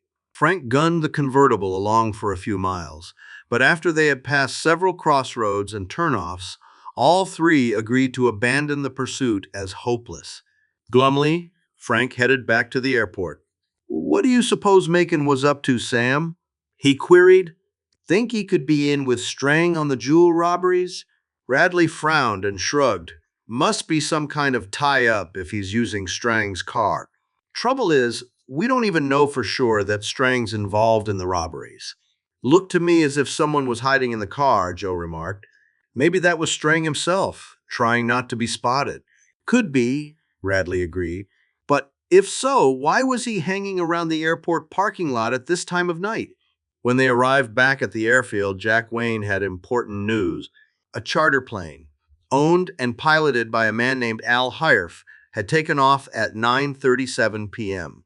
The flight plan listed its destination as Chicago, and the ship was carrying a passenger named Norbert Smith. One of the tower operators was down on the field at the time, Jack went on, and he saw the passenger getting aboard. He says the guy looked just like this photograph of Strang. Now we're getting somewhere, Joe exclaimed. For one thing, Strang wasn't the fellow hiding in his own car. Do you know this man, Hirf? Frank asked Jack. I've seen him, the pilot replied. He rented hangar space here about a week before I flew Sam down to Florida. Jack, said Radley, could you stick around here and let us know when the plane gets back? The pilot nodded. Sure. I have a cot in the office. Maybe I can get chummy with Herf and pick up some information for you. Good idea, said Frank. One thing more, Jack. Keep an eye out for a black foreign sports car with a dented trunk. It may come here to pick up Strang when he gets back. Wilco, the pilot, promised. Radley was to bunk in the Hardys' guest room overnight. As they drove home, the boys discussed the situation with him. The plane took off at 9:37, Joe mused, and the robbery took place at 10 o'clock. Since Strang couldn't have made it to Chicago in time to pull the job, maybe he planned it that way, Frank reasoned, so he'd have a clear alibi in case his movements were checked. He could have had Confederates steal the jewels. Then Strang showed up in Chicago immediately afterward to take charge of the loot and give the robbers a fast lift out of town. You may have the answer, Radley agreed. When they arrived home, Mrs. Hardy greeted them with the news that her husband had radioed again. He heard about the Chicago jewel robbery right after you left Long Island, Sam. He wants you to contact him at once. Radley and the boys hurried downstairs and warmed up the transmitter. Soon, Fenton Hardy's voice came over the speaker. Frank and Joe quickly reported the latest developments. Great work, sons. The detective congratulated them. This is the first solid clue we've had that may link Strang with the jewel thefts. Want us to have him picked up for questioning if he comes back to Bayport? Frank asked, taking the microphone from Joe. No, the local police would have no jurisdiction. Anyhow, they'd need a warrant from Chicago, Mr. Hardy replied. Besides, unless Strang were foolish enough to be carrying the loot with him, which I'm sure he isn't, we still have no real evidence against him. Until we do, there's no sense tipping our hand. How about me, Fenton? Sam Radley put in, I'll probably need your help to cover all the angles in Chicago. Tell you what, Sam, if Strang is back in Bayport by 8 tomorrow morning, stay there and work with the boys. Otherwise, hop the 8:30 commercial flight to Chicago, and I'll meet you at O'Hare Airport. Tell Jack to stick around and give the boys a hand. Radley breakfasted early with the Hardys next morning. Then the brothers took him to the airport. Herf's plane still had not returned, so Radley boarded the 8:30 flight to Chicago. Frank and Joe drove home and looked up Duke Macon in their father's crime file. They learned that Macon had served time on 3 different convictions and recently had been released from Sing Sing. Since then, so far as the dossier showed, no charge was pending against him. Next, Frank called a real estate agent who was a friend of Mr. Hardy's and learned that the Perth estate had been handled by a realtor named Cyrus Lambkin. The boys drove to his office. Lambkin sat at an old-fashioned roll-top desk. He was a pudgy, white-haired man whose vest was littered with cigar ash. You're the Hardy boys, eh? He said, rising to shake hands. Fine man, your father. What can I do for you? Frank asked guardedly if he could tell them the present status of the Perth mansion. Why? I sold that just a few months ago, Lambkin replied. Good price, too. I imagine the owners were glad to get that white elephant off their hands. They're distant relatives of the original owner. Live out in Ohio. Who bought it? Joe asked. Man named Aiden Darrow. Frank and Joe gave a start of surprise as Lambkin went on. He's rather quick-tempered, but a very brilliant man, apparently. Used to be a professor at Western State University. The Hardys looked at each other in amazement. Why would a college professor associate with a known crook like Strang? Lambkin went on. Funny how a piece of property can suddenly arouse interest in the real estate market. he mused conversationally. Take that Perth place. Vacant for years. Then Darrow comes along and buys it. And now you lads are asking about the place. Second inquiry I've had in just a few days. You mean someone else besides us has been asking about it? Frank inquired. Yes, a prospective tenant came in the other day. He wanted to rent it. Someone local? Joe asked. No, from New York. Lambkin paused to consult his calendar pad. Mr. Delius Martin. Again, Frank and Joe were startled. The name was one of Duke Macon's aliases. After a short further conversation with Mr. Lambkin, the boys thanked the realtor and went out to their convertible. What do you make of it, Frank? Joe said. Nothing. The puzzle's getting more complicated all the time. Uh, College prof rents the place. A notorious jewel thief moves in with him. And now we have to fit Macon in somewhere. The boys decided to check into Darrow's background. But first they drove to the repair dock to see how work was progressing on the sleuth. The manager promised to have the boat ready in 3 days. Frank and Joe spotted the Nepali moored nearby. They were hailed by Tony Prito, who suggested they all go for a brief swim. How about it? Joe said, turning to his brother. Our trunks are in the car. Okay with me?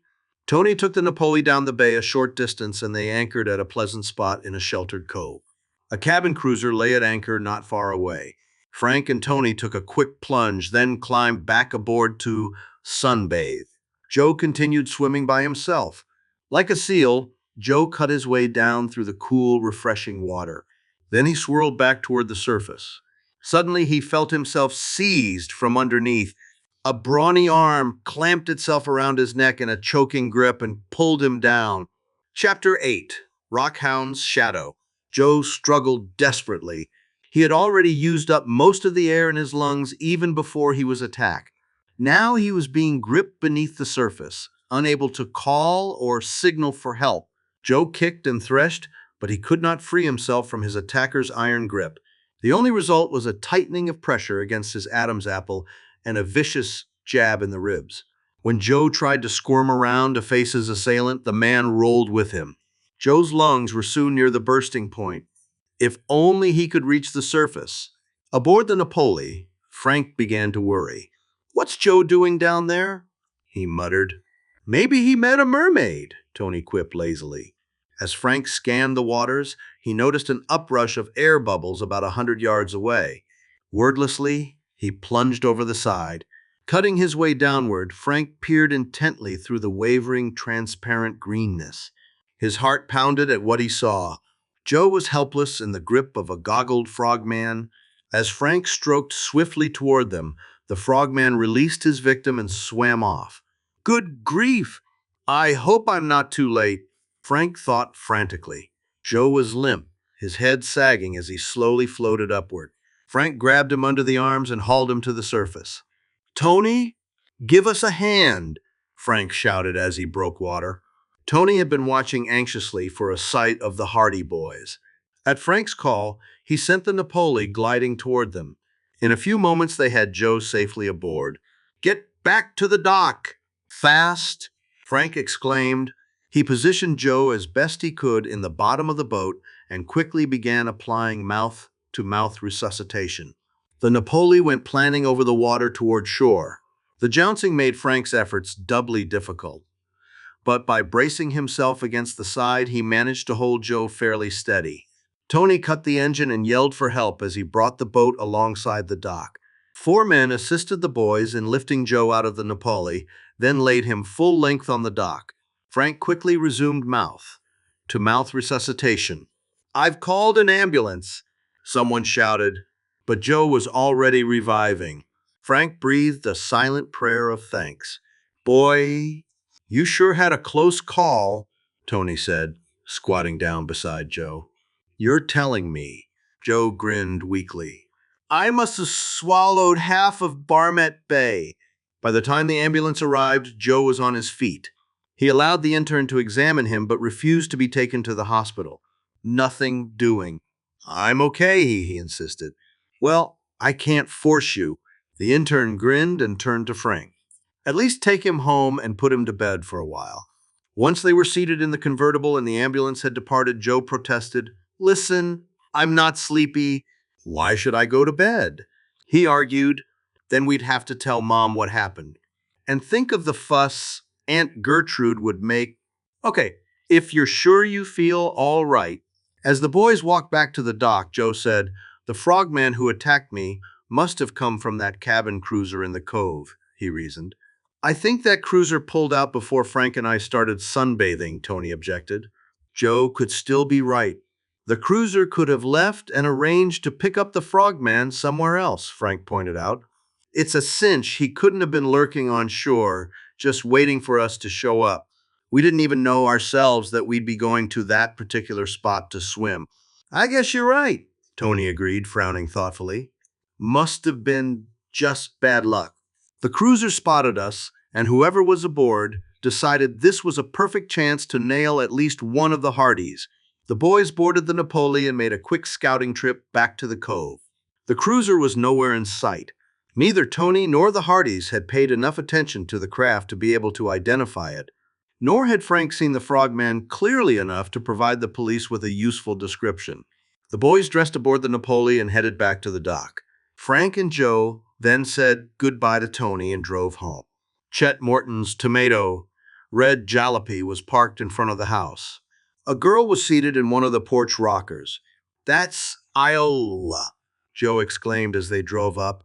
She came running to meet them as they got out of the car. "Oh, thank goodness," Iola said excitedly.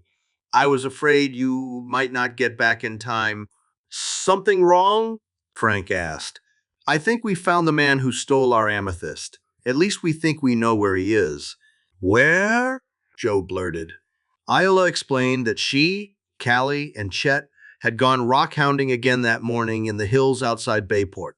While they were trying to locate the spot where the girls had picked up the amethyst, they had glimpsed a man trailing them at a distance. "Did he look like the fellow who questioned you at the gem shop?" Frank put in.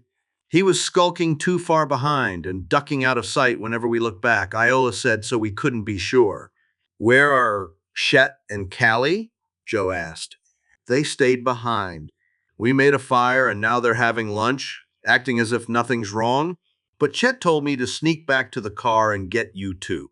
"Okay, hop in your jalopy and lead the way," Frank said. "We'll follow you." Iola drove into the hills west of Bayport. Frank and Joe stayed close behind in their convertible. Finally, the jalopy pulled off the road. The Hardys parked nearby. "We'll have to do some walking," Iola said. A 5-minute hike brought them to a hill overlooking a narrow ravine. Iola explained that Chet and Callie were waiting just beyond, and the man who's been shadowing us is down there somewhere among all those rocks and shrubs. At least he was when I left to get you. "A perfect setup," Joe gloated. "Frank, suppose you and I go into the ravine at this end and flush him out. Then he'll either have to break for high ground or go right out past Chet." Frank agreed to the plan, and the boys wound their way down the hillside and up the floor of the ravine. Iola headed along the brow of the hill to rejoin Chet and Callie. The Hardys spread out, searching among the brush and boulders. 20 minutes later, they emerged at the opposite end of the small canyon, their faces registering disappointment. Chet and the girls ran to meet them. "Did you find him?" Chet asked. Frank shook his head. "No, but there are signs he was there. We spotted a trail of broken brush where someone climbed out of the ravine," Joe added. Chet's moon face sagged. "Rats. I thought sure we could nab him." "I'll bet he guessed that Iola went for help," Kelly put in, "so he decided he better not stay around." The Hardys drove home, eager to tackle their investigation of Aiden Darrow. Mrs. Hardy informed them that Jack Wayne had telephoned from the airport. Frank called him back. "Strang landed about an hour ago," Jack reported. "I tried to reach you, but couldn't. Anyone with him?" Frank inquired eagerly. "Just the pilot, Al Hiref. That black sports car didn't show up, but another car did. A tough-looking guy met them and drove off with Strang." "What about Hiref?" "Still here at the airport. I tried to strike up a conversation with him, but no luck." "Good work, Jack," Frank said. Keep trying. Frank passed the news to Joe. The boys ate a quick lunch of sandwiches and lemon pie and then prepared to place a long-distance call to Western State University. Before they could do so, the telephone rang. Joe answered. "This is Mr. Filmer at the gem shop," said the voice at the other end. "Oh, yes, Mr. Filmer. Is anything up?" "Well, a man came into my shop a while ago with 3 stones that he wanted me to appraise. I don't know what sort of mystery you boys are working on, but I thought you might want to know. The stones were amethysts." Chapter 9, Secret Cruiser. Joe's pulse quickened when he heard of this promising new lead. "We'll be right over to talk to you, Mr. Filmer," he exclaimed. Hanging up, he told Frank what the gem shop proprietor had said. "Maybe we're on to something," Frank agreed. Aunt Gertrude paused in the midst of trimming a pie crust as they rushed out through the kitchen door. "Land's sakes, where are you boys off to now?" she scolded. "Don't you realize you'll ruin your digestions? On your cooking?" "Why, Annie?" Joe grinned and ducked out before she could retort. The boys hopped into their convertible and drove to the shop on Bay Street.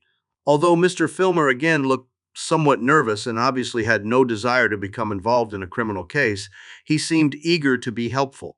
"This man who brought the stones, have you ever seen him before?" Frank inquired. "No, and he gave no name," Mr. Filmer replied. "The amethysts were uncut stones, quite large." "Genuine?" "Oh, yes, indeed." "Did you ask where he got them?" Joe put in. "Well, I tried to find out where they came from, but he was very evasive, and he wouldn't leave the stones for cutting and polishing, although I offered to do it very reasonably." "What did this fellow look like?" Frank asked. "Oh, he was big and husky." The proprietor's Adam's apple bobbed as if the thought made him uneasy. "And he was dressed rather sportily. His hair was bushy, and he had on a plaid sport coat." Frank darted a surprised glance at Joe. The description clicked. "Sounds like Duke Macon," Joe muttered. "Hoping for a further lead?" he asked Mr. Filmer. "Did you see what kind of car he was driving?" "I don't think he came in a car," the proprietor replied, "although someone may have dropped him off, I suppose. But I Watched when he left, and I saw him get into a taxi at that stand across the street. How long ago was that?" Frank asked. Say half an hour."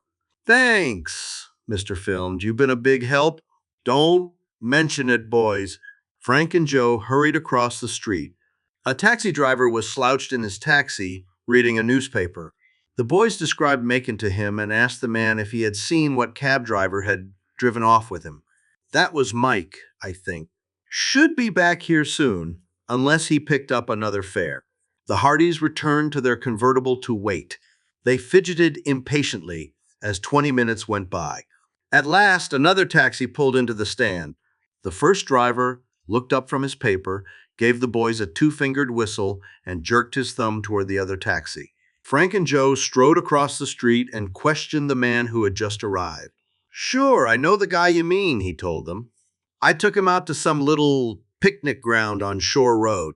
"Picnic ground?" Joe echoed in surprise. "Yeah, it did seem like a funny place for him to get out," the driver said. "I figured he probably planned to meet someone there." At Frank's request, the driver described the spot and sketched a map. Frank tipped him, and the boys hurried back to their own car. "Let's take a look at the spot right now," Joe proposed. "We might pick up a clue." Right. Frank took the wheel, and soon their convertible was rolling along Shore Road. In a few minutes, they came to the spot the driver had described, a small clearing laid out for picnickers. A family was eating at one of the tables. Otherwise, the site was deserted. The Hardys got out to look around. Beyond the clearing, the ground was wooded and sloped steeply down to the shore of Barmet Bay. "I wonder what Macon was doing around here," Joe said. "He must have had some reason," Frank said. "Maybe we can find it." The two boys wandered around the fringes of the picnic area, peering among the trees and shrubbery. Suddenly, Joe gasped and pointed toward the water. "Look, Frank!" Far below and about 100 yards to seaward from the point of the bay at which they were standing, the shore was indented by a reedy inlet. A cabin cruiser lay anchored close to shore. Oh? I'll bet that's the answer, all right, Frank agreed. Maybe it's the same cruiser the frogman came from. The Hardys scrambled along the brow of the slope until they were overlooking the inlet. Even here, the cruiser was not completely visible. Its hull was screened by heavy clumps of reed and rushes, and the boys' view was further blocked by the thick growth cresting the slope. Sure, picked a good place to hide, Joe muttered. Let's go down closer. The Hardys began picking their way cautiously down the steep hillside. But as the trees and brush thinned out, they themselves were exposed to view as they moved close to the cruiser. Suddenly, they saw a man emerge from the cabin and cock one arm. "Look out!" Frank cried out. "That may be a bomb he's throwing." The boys flattened themselves in the underbrush as an object spun through the air. Whoosh! "A gas grenade," Joe yelled to his brother. The boys sprang to their feet and hurried back up the slope as the throb of a boat engine reached their ears. In seconds, the hillside was filled with billowing purple smoke. Gasping, choking, and with tears streaming from their eyes, Frank and Joe finally reached the top of the hill and ran toward the picnic ground. The family at the table stared at them in wide-eyed excitement. "What's happening?" the man shouted. "Some prankster in a boat down there threw a tear gas grenade," Frank said, so as not to alarm the group. "Why, that's terrible!" "Someone should call the police," the man's wife said. "We'll report it," Frank promised. Fortunately, an offshore breeze was blowing the smoke away from the picnic ground and out onto the bay. But the smoke screen hid the cruiser completely from view. The Hardys hurried to their car and warmed up the shortwave set. Frank contacted the Coast Guard station, and the radio operator on duty promised that an effort would be made to spot the cabin cruiser. There seemed little hope of identifying it, however, among all the other craft on the bay, especially since the boys had noticed no special features, not even the cruiser's name. Frank and Joe were glum as they drove home. "Do you suppose Macon was aboard?" Joe asked. Frank shrugged and frowned uncertainly. "I don't know. That inlet was practically a swamp. It sure didn't look like an easy place to get on or off the cruiser. But the purple smoke was the same kind we ran into the other night. That would seem to link the cruiser itself to Strang." Joe glanced at his brother. "Incidentally, why did you ask Mr. Filmer if those amethysts were genuine? Macon's a confidence man plus his other rackets. Remember? I thought he might be planning to use the stones for some con game." As soon as the brothers arrived home, placed a call to Western State University. He explained that he wanted information about a former professor named Aiden D. Arrow. "I'll connect you with Dean Gibbs," the switchboard operator replied. Frank identified himself to the dean. "Oh, yes. I've often heard of your father," Gibbs said. "What can I do for you?" Frank explained that Barrow's name had come up in connection with a case the Hardys were investigating. He asked if the dean could tell him anything about Barrow's background. Up until last term, Professor Barrow taught a special course in crime. Detection methods here, being Gibbs replied. He has a background in both physical and organic chemistry. Before he joined our faculty, he worked in police crime labs in several Western cities. Why did he leave the university? "Well, that was rather unfortunate," Gibbs said. "You see, he had been trying to raise funds for research on a project which he claimed would be of great value to the police." "What sort of project?" Frank inquired. "To be honest, we know very little about it. Professor Barrow had become secretive and suspicious. In fact, we felt he was on the verge of a nervous breakdown. After the school refused to allot any money for his project, Darrow became extremely upset and resigned." "I see." Frank was thoughtful for a moment, then said, "We were told he recently bought a house here in Bayport. Did he say what his plans were when he left the university?" "No, not a word. In fact, we had no idea of his present whereabouts before you called. Frank was just hanging up when a plane roared low over the house. The boys could hear it turn and zoom back as if it were buzzing the Hardy residence. That may be Jack Wayne," Joe exclaimed. He rushed to look out a window. It's Sky Happy Sale, all right? Maybe Jack wants to talk to us? The boys dashed downstairs and switched on their two-way radio. Joe took the microphone. Hardy's to sail. Can you read us? The pilot's voice crackled over the speaker, loud and clear. Joe, listen, I think I've picked up a hot lead from Harf. It may tie in with those jewel robberies your dad is. Jack's voice was drowned by a sudden burst of static. When it came through again, it was so faint the Hardys could catch only a few words. If the tigers bite, amethyst. There was another burst of static. The radio message died out completely. Chapter 10, The Ghostly Figure. Joe tuned the receiver anxiously, trying to restore a clear signal. Hardy's to sail? Come in, please. Hardy's calling Sal? There was no response. The two boys looked at each other, worried and mystified. What do you suppose went wrong with the transmission, Joe? His brother muttered. Search me. What I'm wondering is whether Jack's okay. The brothers ran up the basement stairs and dashed outdoors. Shading their eyes, they scanned the sky. Jack's plane was now a mere speck in the blue, rapidly dwindling from sight. It was heading on a southerly course. At least he's still up there, Frank said, half under his breath. Joe added, let's hope he makes it all the way. Wherever it is he's going. The boys went indoors and tried for a while longer to reestablish radio contact with Sky Happy Sail, but their efforts were unsuccessful. Frank and Joe returned to the living room and slumped into comfortable chairs. I'd sure like to know what Jack was trying to tell us, Frank brooded. So would I. That message was weird. Joe furrowed his brow, trying to make sense out of the few words that had filtered through. If the tigers bite, what could he possibly have been referring to, Frank? Don't ask me. It's strictly Greek as far as I'm concerned. Frank scowled in deep thought. Tigers might refer to animals in some zoo, I suppose. Or maybe to tigers being brought into the country by some animal importer. Joe shook his head. Sounds pretty far-fetched. Jack was flying south. That might mean he was heading for the Caribbean area. Maybe. So what? Well, they have jaguars down in Central America. And in Spanish, the jaguar is called tigra. For that matter, what about tiger sharks? Frank broke off abruptly and sprang up from his chair. Wait a minute. We must be getting daffy with the heat. We can find out where Jack's going just by checking with the airport tower. Frank strode to the telephone in the front hall and dialed.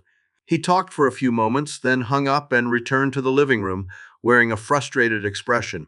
The tower operator says Jack didn't file a flight plan, which probably means he's just making a brief local flight. Then we should be hearing from him soon, Joe suggested. We hope, Frank added, crossing his fingers. Just then, a car pulled up in front of the house with a squeal of tires and a series of loud backfires. Don't tell me. Let me guess. It's Chet Morton, said Frank. Joe grinned and glanced out a window at Chet's red jalopy. Who else? He went to open the front door as their chunky friend came bounding up the walk. Hi, Hercules. How'd you make out on the Amethyst Trail? Joe asked. We didn't. Chet went on into the living room and flopped onto the sofa.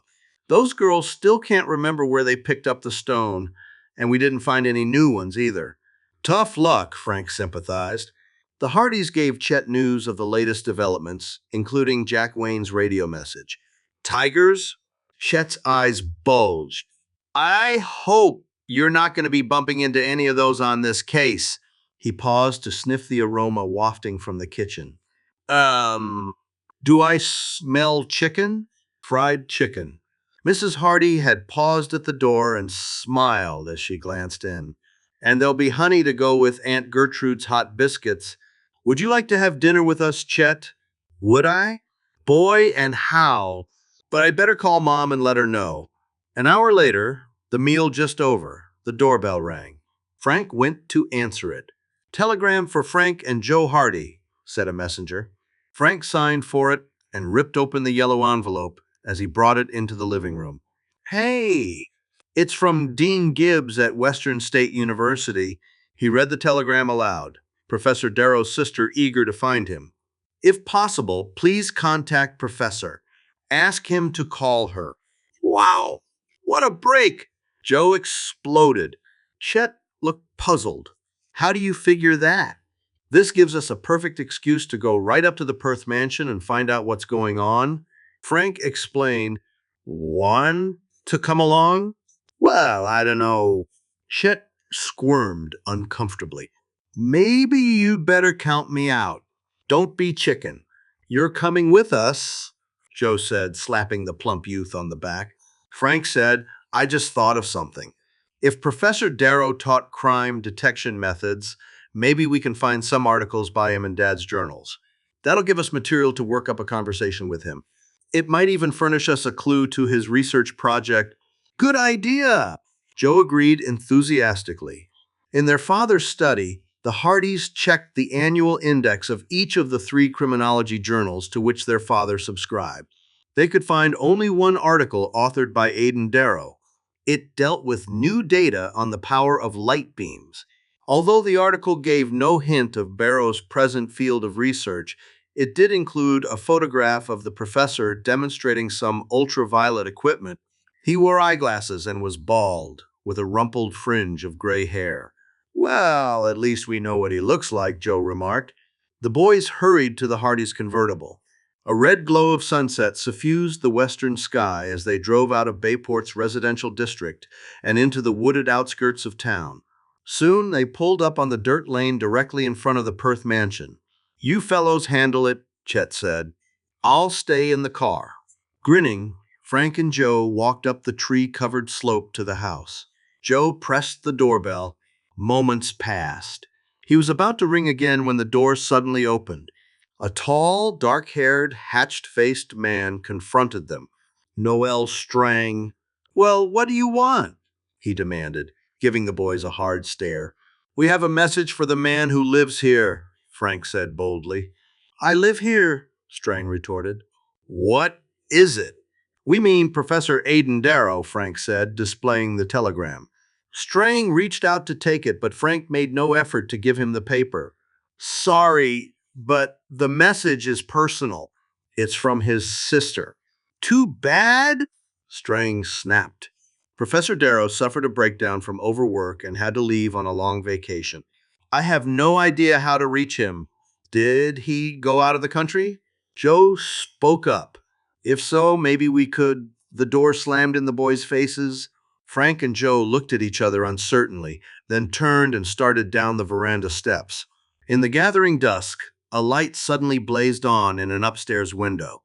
Joe glanced up over his shoulder, then clutched Frank's arm. Look, he exclaimed. Through the window curtain, they glimpsed a man who seemed to resemble Professor Darrow. An instant later, he moved out of sight. Strang's probably watching us, Frank muttered. Let's go. At the car, they discussed their next move. Let's drive around till it gets dark, and the men come back and keep watch on that window, Joe suggested. Okay, Frank agreed. Leaving the dirt lane, the boys cruised back and forth along the main road until darkness had closed in. Then they returned and parked their convertible well out of range of the house. Taking flashlights, the boys started up the slope. Chet was not enthusiastic but agreed to accompany them. Suddenly, Frank paused as moonlight glinted off something on the ground. He switched on his flashlight cautiously, covering the lens with his fingers to shade the glow. There lay the square-tiled surface Chet had described to them. The dragon design was formed in colored mosaic. That's it, Chet whispered excitedly. How come we couldn't find it before? Joe said. Maybe... Sometimes it's covered over with brush and loose shrubbery on purpose, Frank reasoned. Before they could examine the spot more closely, Chet gasped and pointed off to the left. A white figure was moving slowly among the trees. It's that spook again, Joe exclaimed. This time, let's nail him. Chet moved his lips in speechless terror, but rather than be left behind, he went lumbering off after the 2 Hardys. Frank and Joe sprinted straight toward the ghostly figure, determined not to let it elude them a second time. But the phantom had already seen them and went darting off like a vanishing wisp of mist. The pursuit circled and zigzagged about the mansion grounds. Chet soon lost all fear as he became convinced that the fleeing specter was only flesh and blood. He joined in the chase with zest, his sturdy legs pumping as if he were pursuing a rival team's ball carrier on the Bayport High football field. Frank was in the lead, with the other two boys on either side searching swiftly among the trees. Joe! "Can you see him?" Frank called back. "I think he went that way." There was no answer. Frank glanced over his shoulder, then gasped. Joe had disappeared. Chapter 11, A Parcel of Gems. Frank skidded to a halt and peered intently through the darkness. "Joe!" he called in almost a whisper. "Joe, where are you?" Chet hurried to Frank's side. "What's wrong?" he asked anxiously. "I don't know. Joe was only a few yards from me just a minute ago. Now I can't see him." Chet glanced around. The white phantom had also disappeared, swallowed up in the gloom. Suddenly, Joe's muffled voice reached their ears. "This way, you guys, but watch your step." I fell down a hole. Frank and Chet hurried toward the sound, with Frank beaming his flashlight over the ground in front of them. Both boys stopped as the yellow glow revealed a large, square hole. "Hey, there's that tiled thing," Chet exclaimed. "But it's open." Frank saw that the whole tiled surface had flapped downward. It was now hanging flush against one side of the hole, its colored mosaic glistening in his light. "I'm down here," called Joe. "That tiled square must be hinged like a trapdoor. Either its supports gave way or someone must have opened it by remote control. And that's not all. There's a tunnel down here." Frank shone his flashlight down the hole. It was brick-walled and about 12 feet deep. In the side opposite the flap, down-tiled surface was an opening just large enough for Joe to enter without stooping. Alongside this opening, a metal ladder was attached to the wall for climbing in or out of the hole. Wow! Chet dropped to his knees and peered below. "Where do you suppose that opening leads?" "I'll bet there's a tunnel going all the way to the house," Joe answered, shining his own beam through the opening. Frank told Chet of Mrs. Hardy's theory that the tiled surface had been the floor of an old summer house. He added, "The summer house was probably built on purpose to hide this end of the tunnel." "That's quite a drop," Frank said anxiously. "Are you hurt, Joe?" "No. I managed to break the fall. It was easy after some of those judo slams we've taken. Besides, this floor feels spongy. It must have been padded in case of an accident." Frank peered in all directions. "Looks as though we've lost our spook for good." "Then let's search this tunnel," Joe proposed. Chet gulped uneasily. "How do you know what we'll find at the other end?" "We don't. That's why we want to find out." But you said yourself that someone may have opened this by remote control," Chet said shakily. How do we know the crooks aren't using the tunnel right now? And they may even be trying to lure us into a trap." Joe chuckled and aimed his flashlight into the tunnel entrance. "There's some kind of phone in there hanging on a hook, probably an intercom to the house. Want me to call and ask?" Frank looked serious. "I think Chet has a point, Joe. Maybe one of us should stay here, outside the tunnel, in case of emergency." "Okay, you two flip a coin." "Me for the tunnel?" Frank spun a nickel, caught it, and slapped the coin on the back of his other hand. "Winner goes with Joe." "You name it, Chet." Well, heads." Frank shone his beam on the coin. "Heads. Guess you're elected, Chet. But look, you don't have to go. Why don't you stay here and I'll—" "Nothing doing," Chet protested bravely. "I won the toss, so I'll go." With the look of a condemned man en route to the electric chair, the pudgy youth climbed down the metal ladder. He could smell the dank, musty passageway. Joe was already inside the tunnel entrance. Come on. he called back over his shoulder. As Chet followed Joe into the tunnel, his bulky form brushed the intercom phone off its hook. Instantly, a red light flashed on, evidently a signal to indicate that the circuit was now live. No doubt a buzzer was ringing at the other end of the line. Chet clutched Joe. They stared at the unit as if it were a rattlesnake about to strike. Suddenly, a voice crackled from the phone. Hello? Hello? Joe snatched up the instrument as the voice went on. Is that you, Waxy? Joe responded in a curt, flat tone. Yeah. Well, what do you want now? The voice inquired irritably. What did you come back for? Joe glanced helplessly at Chet. Then, snatching at the first inspiration that came into his head, he replied nasally, Orders. Orders? What's the matter with you, Waxy? You getting absent-minded? The boss gave you all the dope about the disappearing floor. The voice broke off as if the speaker had suddenly become suspicious. Wait a minute! What's going on out there? Who is this? Joe dropped the phone and gave Chet a shove. Come on, let's go, he muttered urgently. Now we've really stirred up a hornet's nest. The boy scrambled up the ladder and told Frank what had happened. All three ran for the car. In moments, Frank was gunning the motor and the convertible was roaring off down the lane.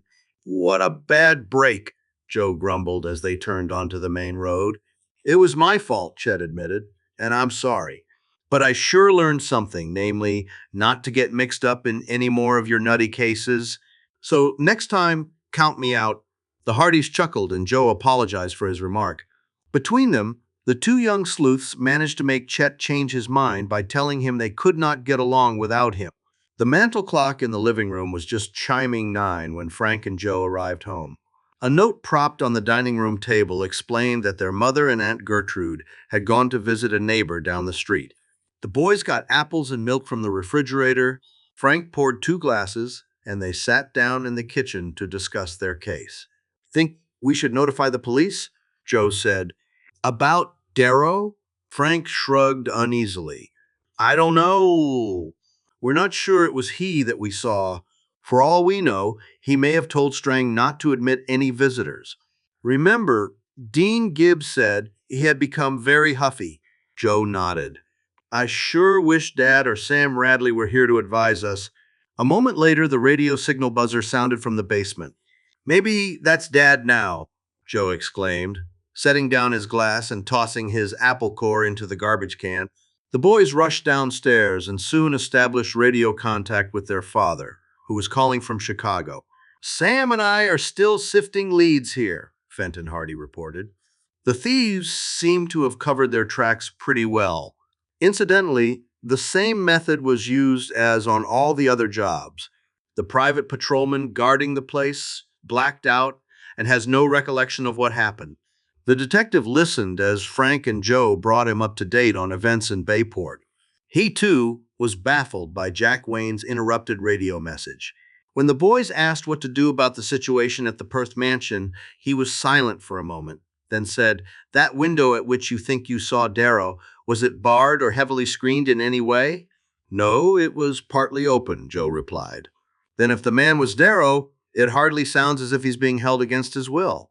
Strang undoubtedly has some kind of undercover setup there at the mansion. Darrow may not be aware of it, and we still have no proof Strang's involved in these jewel thefts. Proof is what we need before we move in on him. Meantime, I have another job for you boys. Mr. Hardy explained that he had just received another anonymous phone tip. The caller simply said, Go to Haley Building, Bayport, and then hung up. Sounds to me like another fake lead, but I wish you boys would check it. We'll do it right away, Dad, Frank promised. 2 minutes later, the brothers' convertible was speeding downtown. It pulled up in front of a new office building on Main Street. An elderly night watchman was seated at a desk in the lobby. As Frank and Joe entered, he glanced up at the wall clock, which read 9:41. Kinda late, you fellers. This place will be closing up in about 20 minutes. In fact, the building's practically empty now. Someone you wanted to see? When Frank showed his identification, The watchman's face brightened. Oh, Fenton Hardy's boys, eh? Well, I'm pleased to meet you. Frank told why they had come and asked if anything unusual or suspicious had happened that evening. The watchman shook his head. No, except a parcel of gems was delivered to Paul Tiffman up on the 5th floor round 8:30. But I knew beforehand that was coming. Tiffman's a diamond merchant, you see. When he stays late like tonight to receive a delivery, he always tells me, most nights, everyone's gone by 6. Both Frank and Joe had stiffened at the mention of gems. Before they could comment, the elevator signal rang. The watchman rose. Excuse me, boys. I have to double as elevator operator after 6 o'clock. That must be Tiffman now, wanting to go home. The Hardys asked to ride up. When the watchman opened the elevator door on 5, they saw a worried-looking man, plump and dark, mustached. Hasn't that messenger arrived yet? He asked. The watchman looked surprised. Why, sure, Mr. Tiffman. He was here at 8:30. I took him up and then brought him down again later after he delivered those gems to you. Tiffman's jaw dropped open. Are you crazy? He spluttered. I haven't received any gems. No one has come to my office this evening. Chapter 12, The Sea Cat Clue. The watchman stared at the diamond merchant. Both their faces were turning an angry crimson. Mr. Tiffman, I don't know what kind of a joke you're playing, the watchman said, but I saw that messenger with my own eyes. And I don't know, Mike, what kind of a joke you're playing. Tiffman roared back. I tell you, no messenger came to my office. Can't help that. He came here and left. I think you better call the police at once, Frank put in quietly. Who are you? Tiffman snapped. We're sons of Fenton Hardy, the private detective. Frank explained about the anonymous phone tip. Tiffman's attitude promptly changed. The watchman called the police. A prowl car was at the building within moments, and Chief Colleague arrived a few minutes later, accompanied by a plainclothes detective. You boys watch the door, Colleague told the 2 prowl car officers. The rest of you come upstairs to Mr. Tiffman's office. The 5 crowded into the elevator and rode up. Tiffman's office door was flush, paneled with a pane in one corner. It was marked 507 in modernistic metal numbers, and the nameplate below said, Paul Tiffman, gemologist. After the Hardys had told Colleague about the anonymous tip-off and the 2 men had told their stories, the police chief commented, Sounds to me as if that messenger pulled a fast one. You mean he simply walked off without delivering the gems? When Colleague nodded, Tiffman frowned and shook his head. That doesn't make sense. If he were planning to flee with the diamonds, why bother coming to Bayport at all? Is there any chance he could have been waylaid between the elevator and this office? Joe put in. If so, the thug might have dragged his body somewhere out of sight and then gone down in the elevator posing as the messenger. Colleague turned to Mike. How about it? You sure the man you took down was the same man you brought up here? Sure was, the watchman said tartly, unless he was awful good at disguises. That messenger had red hair, freckles, and a wart on his cheek. So did the man who rode down. Have you ever seen this messenger? Colleague asked Tiffman. Wouldn't know him from Adam. Who sent him? Tiffman named a firm of diamond importers in New York City. Ever had deliveries from them before? Once again, Tiffman shook his head. Normally I make buying trips to New York once a month and select my gems right there, he explained. But it happens I want to show a special selection to a wealthy client out in Dorset Hills tomorrow. The New York firm was expecting a new shipment from South Africa today, so they promised to make up a parcel and rush it down here tonight. How was the messenger traveling? Colleague inquired. By train. At least they told me he'd get in on the 8:15. Colleague picked up the phone and called New York City Police Headquarters and asked them to watch the incoming trains. He also called Bayport Headquarters and told his desk sergeant to put out a statewide alarm for the messenger. Finally, he tried to contact the diamond importers, but evidently their office was closed for the night. Well, that's about all we can do now, Colleague said, hanging up. But we'll have that messenger here with some answers tomorrow morning, or my name's not Clint. Colleague. Frank and Joe hurried home. intending to radio their father immediately and report the mystery. But their mother, who had returned with Aunt Gertrude, told them he could not be reached. "Your father called while you boys were gone," she explained. "He and Sam Radley had to rush down to Gary, Indiana, to follow up some urgent clue, and they probably won't get back to Chicago before tomorrow afternoon." Next morning, the Hardys still had no further word from Jack Wayne, so they drove to the airport to make inquiries about him. At the office of the Ace Air Service, they found a young freelance pilot named Tom Lester, who often handled charter flying assignments for Jack.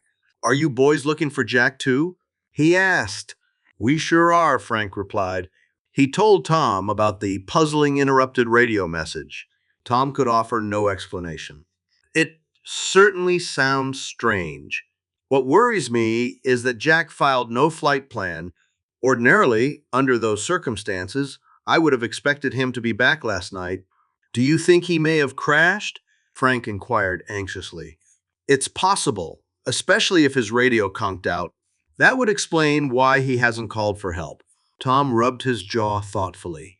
"I don't suppose you boys tell me about this case you're working on." Knowing the young pilot could be trusted, the Hardys filled him in on the mystery. Tom Lester's keen blue eyes showed interest at once. "Sounds to me as if Jack's onto something big," Tom surmised. "Maybe he even managed to worm himself into Herf's confidence. If he went to meet some of the gang, maybe he just hasn't had a chance to contact you again." "That makes sense, all right," Joe said. "He didn't leave any message for you on his desk?" Frank asked Lester. The pilot shook his head. "I didn't notice anything. Let's take another look." Almost at once, Frank pounced on Jack Wayne's phone pad. "Look at this!" he exclaimed. The pad bore a scribbled notation in Jack's handwriting. "Amethyst calling Seacat." Tom read the message with a frown. "That word, amethyst, ties in with his radio call. Do you know this guy Al Hiref?" Frank asked. "I know of him, and I've seen him," Lester replied, "but I've never met him." "Let's look for him," Frank suggested. "If we could work him into a casual conversation, we might fish out a clue." The private rented hangar in which Al Hiref kept his own plane was locked. The Hardys and Tom Lester wandered around the airport looking into other hangars in the passenger terminal, but could not find her. When Frank and Joe finally left, Tom promised to keep his eyes open for the pilot. From the airport, the boys drove straight to Bayport Police Headquarters for news on the previous night's diamond mystery. On the way, they discussed the curious notation on Jack's phone pad. "That word see a cat sounds to me like the name of a boat," Joe speculated. Frank agreed.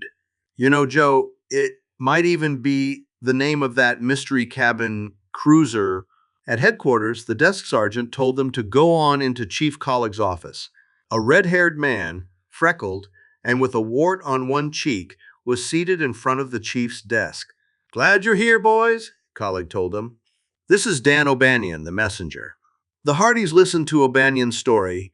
"Like I told Chief Colleague," the messenger said, "I took that parcel of gems straight up to Tiffman's office. I delivered them to him and went right back to New York on the next train." "Did you get a receipt?" Frank asked. "You bet I did. It's on the chief's desk." Colleague held up an official receipt form. It was signed Paul Tiffman.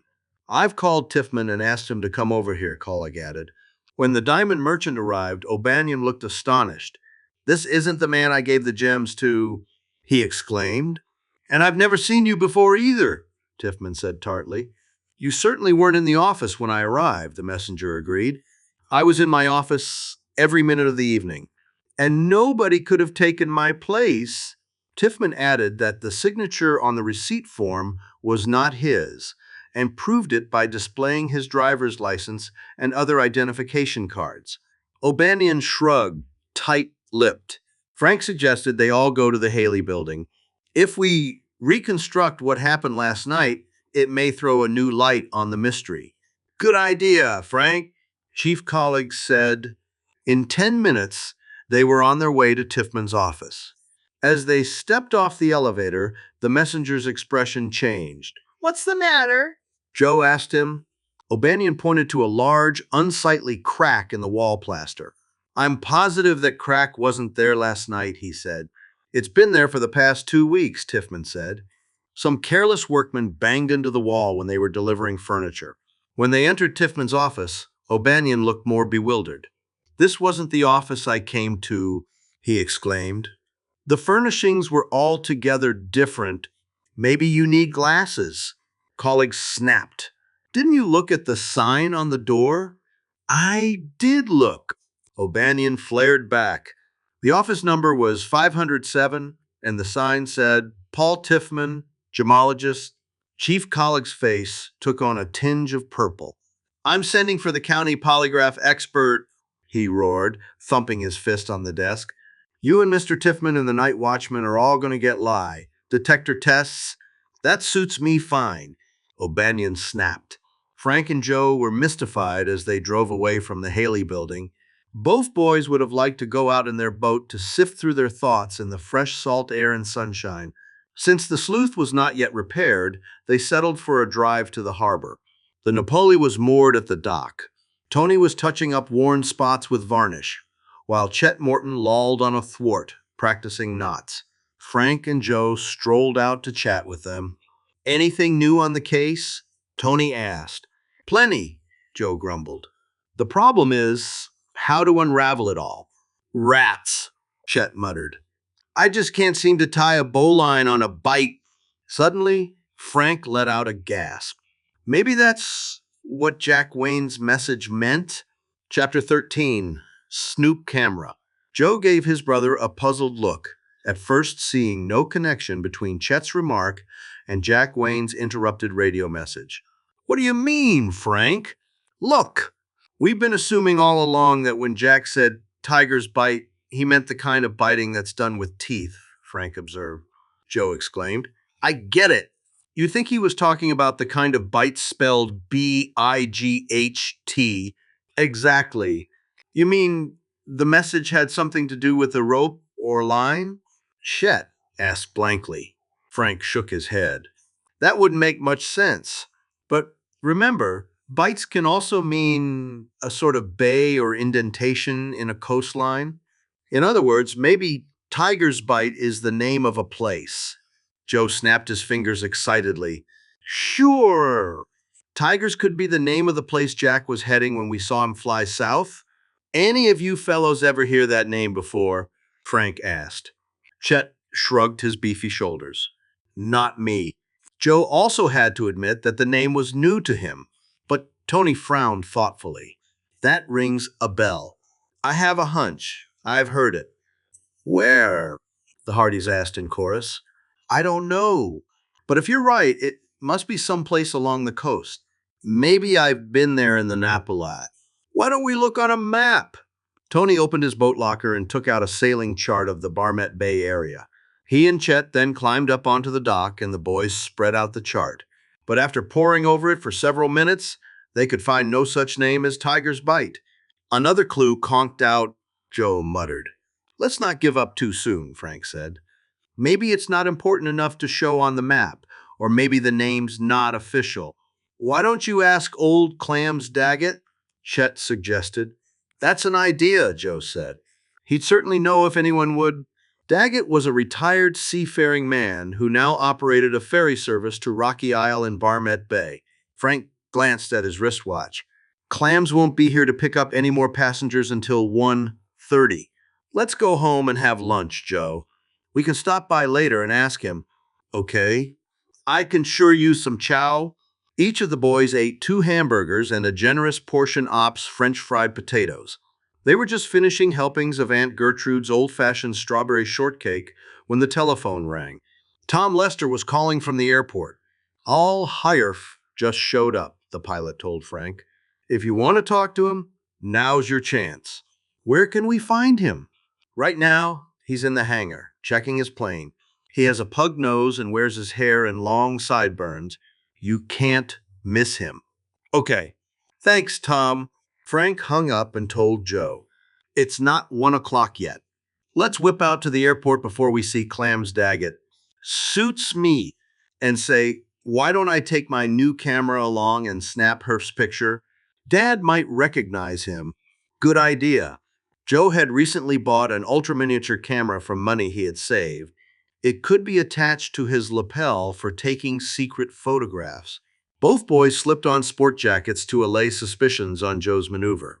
A short time later, they pulled into the airport parking lot and headed for Herf's hangar. The door was open, and inside they could see a big twin-engined amphibian plane. But the pilot was not in sight. The boys walked cautiously into the hangar to look around for him. Joe shot an inquisitive glance at the airplane's cabin, but the fuselage was too high for a full inside view. He climbed up and noticed a folded navigation chart with penciled markings clipped above the pilot's seat. "Hey, Frank," Joe exclaimed excitedly. "I see a chart of the Bayport coastal area, and it has some markings on it." Frank warned. "Watch it, Joe. Here he comes now." A man who answered Tom Lester's description of Herf was striding toward the hangar. Joe quickly unhooked his lapel camera, held it up, and snapped a picture of the map. Then he jumped down. "What you punks doing here?" the pilot yelled, charging into the hangar almost at a run. Joe calmly snapped Herf's picture, then slipped the camera into the sport coat pocket. The pilot, livid with rage, tried to hurl Frank aside and get at Joe. Instead, Frank met the attack. He spun him around with a judo grip and followed with a punch to the jaw that landed the man on the floor. Herf sat up and blinked in surprise. Frank repressed a grin. "If you want me to step out of the way, just ask politely." Herf got to his feet, scowling. All right, wise guys. "Suppose I call the cops." "Go ahead," Frank said coolly. The hangar was open, so we walked in to say hello. Didn't touch a thing. "When the police get here," Joe added, "maybe we can chat about Tiger's bite." The remark was a shot in the dark. Joe had hoped it might startle Herf or provoke some interesting reaction, but the effect was out of all proportion to what Joe had expected. Herf's face paled and all the bluster seemed to go out of him. Don't know what you're talking about," Herf faltered. "Sorry if I lost my temper. Thought maybe you kids had sneaked in here to strip the plane or something. Go on now, scram, and we'll forget all about it." "Sure, if that's the way you want it." Frank turned to his brother. "Come on," he said. Joe could not resist a parting taunt. "If you change your mind about calling the police," he needled, "they can find us at the boat dock." Both boys could feel all Herf's eyes burning into their backs as they walked toward the parking lot. "Driving away," Frank remarked. "Boy, you sure struck gold that time. But I hope it wasn't a mistake telling him our next move." Joe shrugged. "I doubt if the gang would try any dirty work in broad daylight. Anyhow, if Frank met the man's attack due, so much the better. That's one way to draw him into the open." At the boat dock, a few passengers had already boarded the Sandpiper, but Clams Daggett was leaning against a bollard, smoking his corncob pipe, apparently in no hurry to shove off. He greeted the Hardys with a nod. "Hi, lads. How's the detective business?" "Booming," Frank replied with a smile. "Maybe you can help us. Ever hear of a place called Tiger's Bite?" "Sure. Down south of the bay. I once lost an anchor there." The Hardys became excited. "We couldn't find it on the map," Joe said. "Eh?" Surprised, Clam said, without taking the pipe out of his mouth. "That's just a nickname. About 10 years ago, there was a couple attacks on swimmers by tiger sharks that come in the bite, so folks thereabouts took to calling it Tiger's Bite. No one goes there much anymore. Pretty desolate now." Frank took out a pencil and a scrap of paper and asked Daggett to draw a map so he and Joe could find the place. The old ferryman obliged. The Hardys thanked him and started back to their convertible, which they had parked in a vacant lot on the opposite side of the road. As the two boys passed a roadside stand facing the road, Joe let out a startled yelp. Frank, look!" Their car door was open, and a man was pawing through the glove compartment. Frank and Joe started to dart across the road, but had to pause for a break in traffic. The man glanced around warily, saw them, and immediately fled through the lot. By the time the Hardys crossed the road, he was leaping into a waiting sedan. It sped off with a roar. "Let's go!" Frank shouted, rushing toward the convertible. He slid behind the wheel and Joe slipped in beside him. Frank whirled the car around, sent it bumping and bouncing across the lot, then shot out onto the road. The chase continued for over a mile, with the sedan clearly in view. Then the Hardys saw it turn off to the right. Moments later, the convertible reached the same spot and Frank swung the wheel. The car took the turn with a screech of rubber. They were now in a winding dirt lane with woods on both sides, and the sedan was out of sight. Bang! The convertible suddenly spun out of control. Frank jammed on the brakes, seesawed the wheel, and managed to bring it to a lurching stop just before it crashed into some trees. Whoa! Joe let out a gasp of relief. Somewhat pale and shaken, the boys climbed out to survey the damage. Left front tire's flat, Frank announced. And there's what did it. Joe pointed to a wicked-looking array of tacks, bent nails, and broken glass scattered across the lane. Those crooks must have tossed the stuff out ops their car before we turned into the lane. Disgusted, the Hardys got a jack out of their trunk and set about changing the flat tire. Suddenly, a small object flew spinning from the trees across the lane. It landed near the convertible and sent up a gush of purple smoke. Frank stiffened in anger. "Look out, Joe," he warned. "We're being attacked." 3 men wearing gas masks had burst out of the woods and were charging toward the boys. Chapter 14, Tiger's Lair. As the smoke bomb burst and Frank yelled his warning, Joe was getting the spare out of the trunk, his back turned to the lane. Joe whirled at Frank's cry and saw the gas-masked men only a few yards away. He struggled to hoist out the spare wheel and hurl it at them, but 2 of the thugs pounced on him. Frank rushed to his brother's assistance, clutching the lug wrench. The 3rd man grabbed his arm, twisted the wrench away from him, and knocked Frank sprawling in the ditch. In moments, purple smoke blanketed the area. The Hardys gasped, and their eyes watered. Joe's assailants overpowered and searched him, one yanking the lapel camera from his pocket. Frank was vainly trying to scramble to his feet, but every attempt met with a kick or blow that sent him toppling again. Then, as suddenly as they had appeared, the gas-masked thugs darted away through the smoke. Joe picked himself up, clawed out a handkerchief to hold over his eyes and nose, and groped his way toward his brother. Frank met him, and hand in hand they ran from the smoke area. In the distance, they heard a car start and drive off. Frank and Joe finally reached clear air. Coughing, the boys slumped against a tree and looked at each other through swollen, red-rimmed eyes. "Wow! We fell into a trap that time, Frank." "Sure did." "Joe, we ought to get back to the car and radio the police." "Okay, but let's wait till the smoke clears." Presently, they were able to return to the convertible. Frank warmed up the shortwave radio and gave the police a description of the sedan. Joe, meanwhile, was mounting the spare. "Sorry I got us into this, Frank," he apologized. "I shouldn't have said anything to Herf about Tiger's bite." "Never mind. They still wouldn't have nailed us if we'd used our heads." "How do you figure?" "That guy rifling our glove compartment was probably a decoy," Frank reasoned. "If he didn't find what he was after, I'll bet his orders were to let us spot him. They knew we'd go after him, so they had the tire, puncture trick, and the gas attack all set up beforehand." Joe shook his head ruefully. "Boy, now I really feel like a chump. Did they get your camera?" "Yes." "I'm glad it was insured," Joe grinned. "But there's one thing they didn't get." "What's that?" "Take a look in the glove compartment." Frank did so, then turned in astonishment. "The film! How did that get in here?" "Simple. I unloaded the camera while you were wheeling after him." Joe chuckled as he wrestled the spare into the trunk. "I had a hunch there might be trouble if we caught up with those characters. And the glove compartment looked safe because it had already been searched."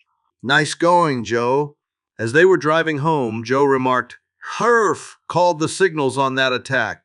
"Sure, but try and prove it."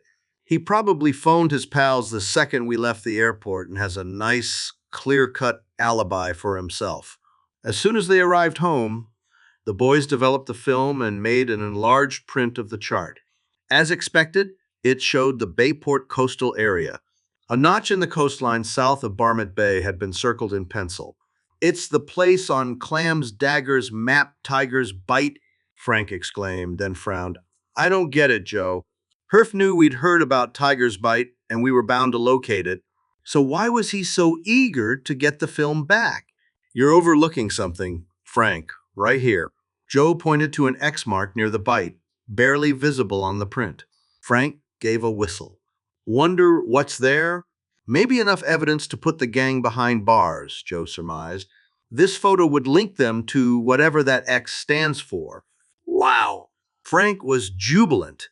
"I have a feeling we're really getting somewhere now, Joel. If only we knew what those words on Jack's phone pad meant. Amethyst calling Sea Cat. Sounds like a radio call," Frank mused.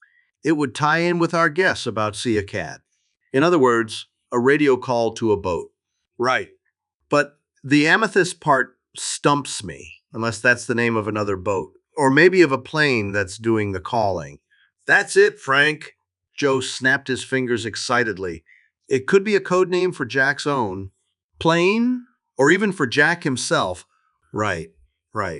Let's assume Tom Lester's hunch is correct, that Jack managed to worm his way into Herf's gang. And let's assume your hunch is correct that he was flying to Tiger's Bite. Okay. So what then? Joe asked. "Don't you see? Maybe Jack was flying there on Hert's instructions. Herf told him to contact a boat named the Sea Cat by radio and then rendezvous with it in Tiger's Bite." "Perfect!" Joe exclaimed. "Frank, if Jack was flying a mission for the gang, that radio message wasn't sabotaged. It must have been interrupted accidentally. I'll check right now."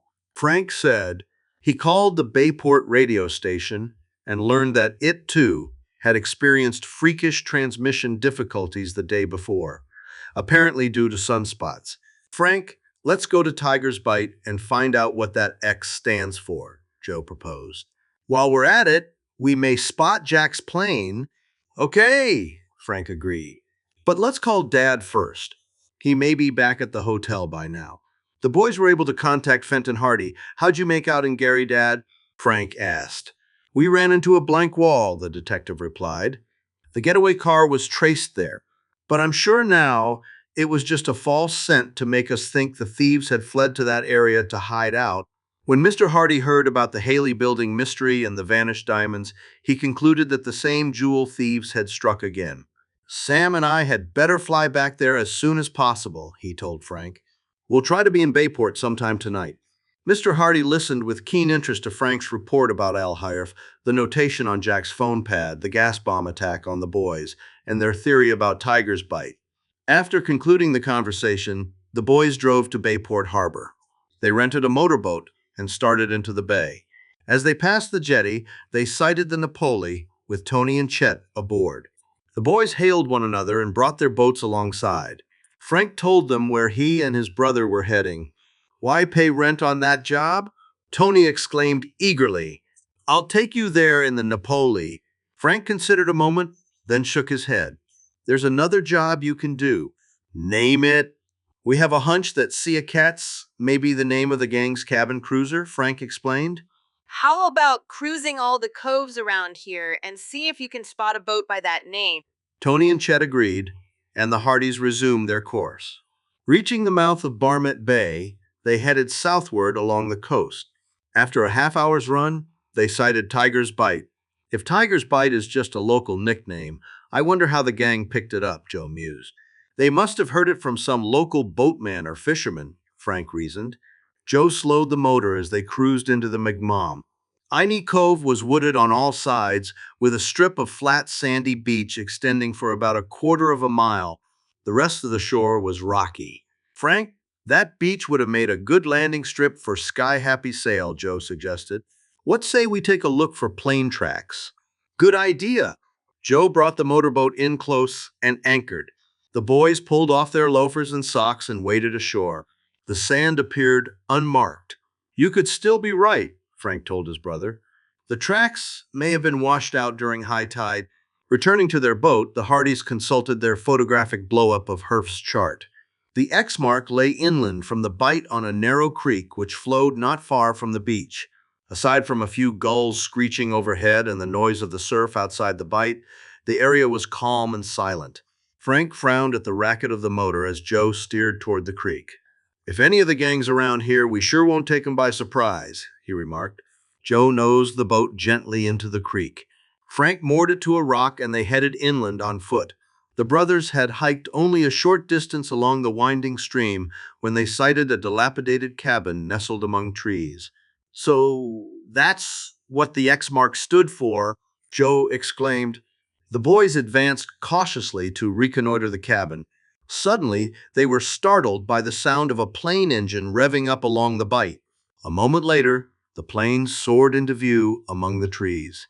"It's Sky Happy Sail!" Frank yelled. The craft was heading seaward. To the boys' astonishment, it banked and circled sharply, then came swooping in low straight toward them. The pilot cut the motor, and the Hardys caught a fleeting glimpse of Jack Wayne and another man in the plane's cabin. Jack waved to them frantically. "Don't go into that cabin!" he shouted. The pilot gunned the engine, trying to work up flying speed again. But the plane dipped and went into a stall. "He's going to crack up," Joe yelled. An instant later, the boys heard a terrific impact and the crash of crumpling metal, 1 Chapter 15, puzzling reports. Fearing the worst, Frank and Joe ran along the creek bank. As they emerged from the trees, they saw that the plane had hit the beach about 200 yards away. Its nose was high in the air and one wing had crumpled. The Hardys ran toward the crashed aircraft. Jack was evidently still in the plane, but his companion had been hurled from the cabin by the force of the impact. He was getting dazedly to his feet and brushing off the sand that smeared him from head to foot. At the sight of the boys, the man began groping frantically on the ground. "He may be hunting for his gun," Frank warned. "We better nail him fast." Frank's guess seemed to be correct, for as the Hardys closed in, he gave up his search and fled into the woods. Joe would have chased him, but Frank grabbed his brother's arm and pointed to Sky Happy's sail. Flames were licking the fuselage. "Never mind that guy. Help me get Jack out." The right side of the plane, from which the gunman had been thrown, was uppermost. The door was hanging wide open. Frank climbed inside, careless of the sizzling flames. Jack lay wedged behind the control column, bleeding and motionless. "He risked his life to signal us," Frank thought. "I sure hope he's still alive." There was no time to be gentle. Frank maneuvered the limp form out as best he could. Legs first, Jack was passed through the cabin doorway. Both the Hardys were streaming with perspiration as they lurched away from the plane, lugging the pilot between them. At a safe distance from the wrecked aircraft, they laid Jack down on the sand and turned back to stare at Sky Happy's sail. The blaze was now crackling furiously. "Some of the electrical gear must have shorted," Joe said. "We'll never know," Frank muttered. "Once the fuel tank blows, she'll—" His words were cut short as the plane exploded into a ball of fire.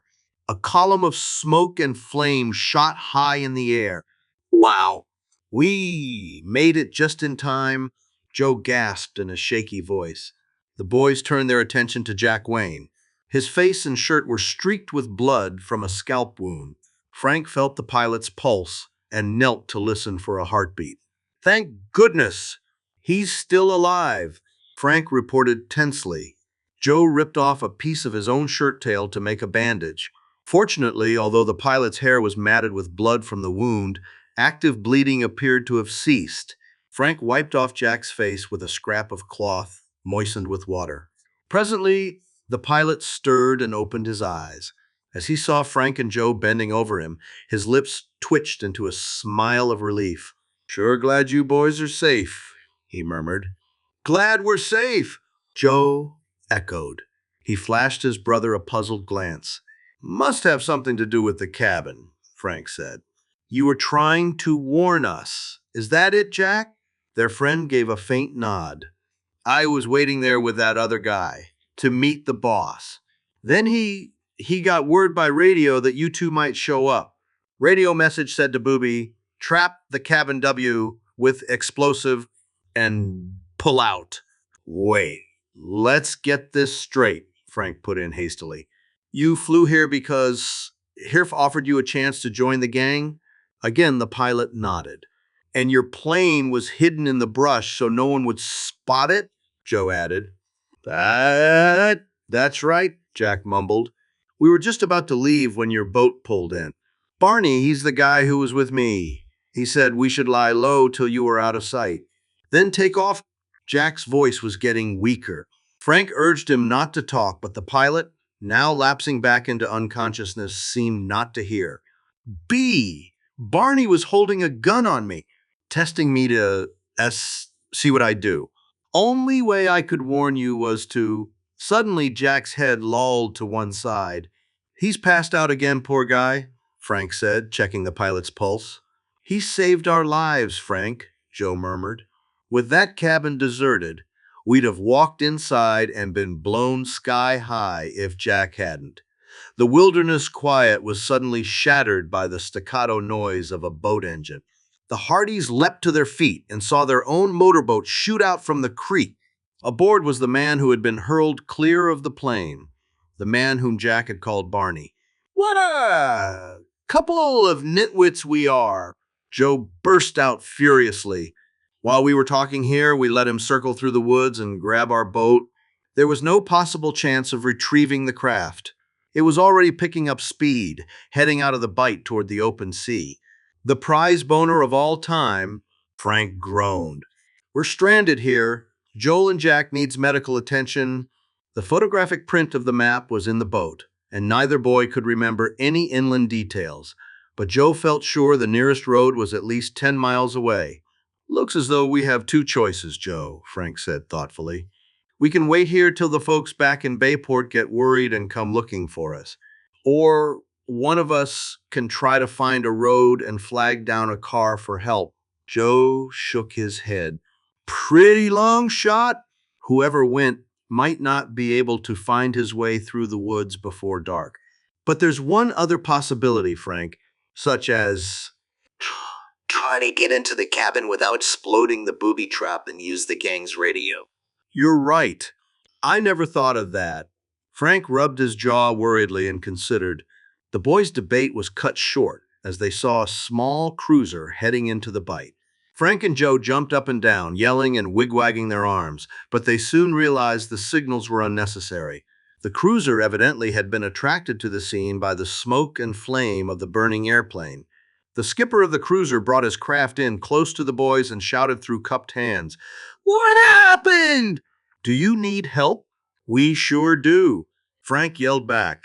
"A plane crashed and the pilot's injured? We're stranded here. Can you get us to Bayport?" "You bet I will," the skipper replied heartily. Normally, the Hardys would not have risked moving a man in Jack's condition, but they felt they had no choice. Using a tarpaulin from the cruiser as a makeshift stretcher, they carried him through the shallow water and loaded him gently aboard the boat.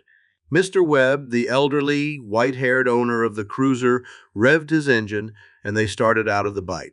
"Too bad I have no radio, boys, or we could call ahead and have an ambulance waiting." "We're mighty grateful anyhow, sir," Frank replied.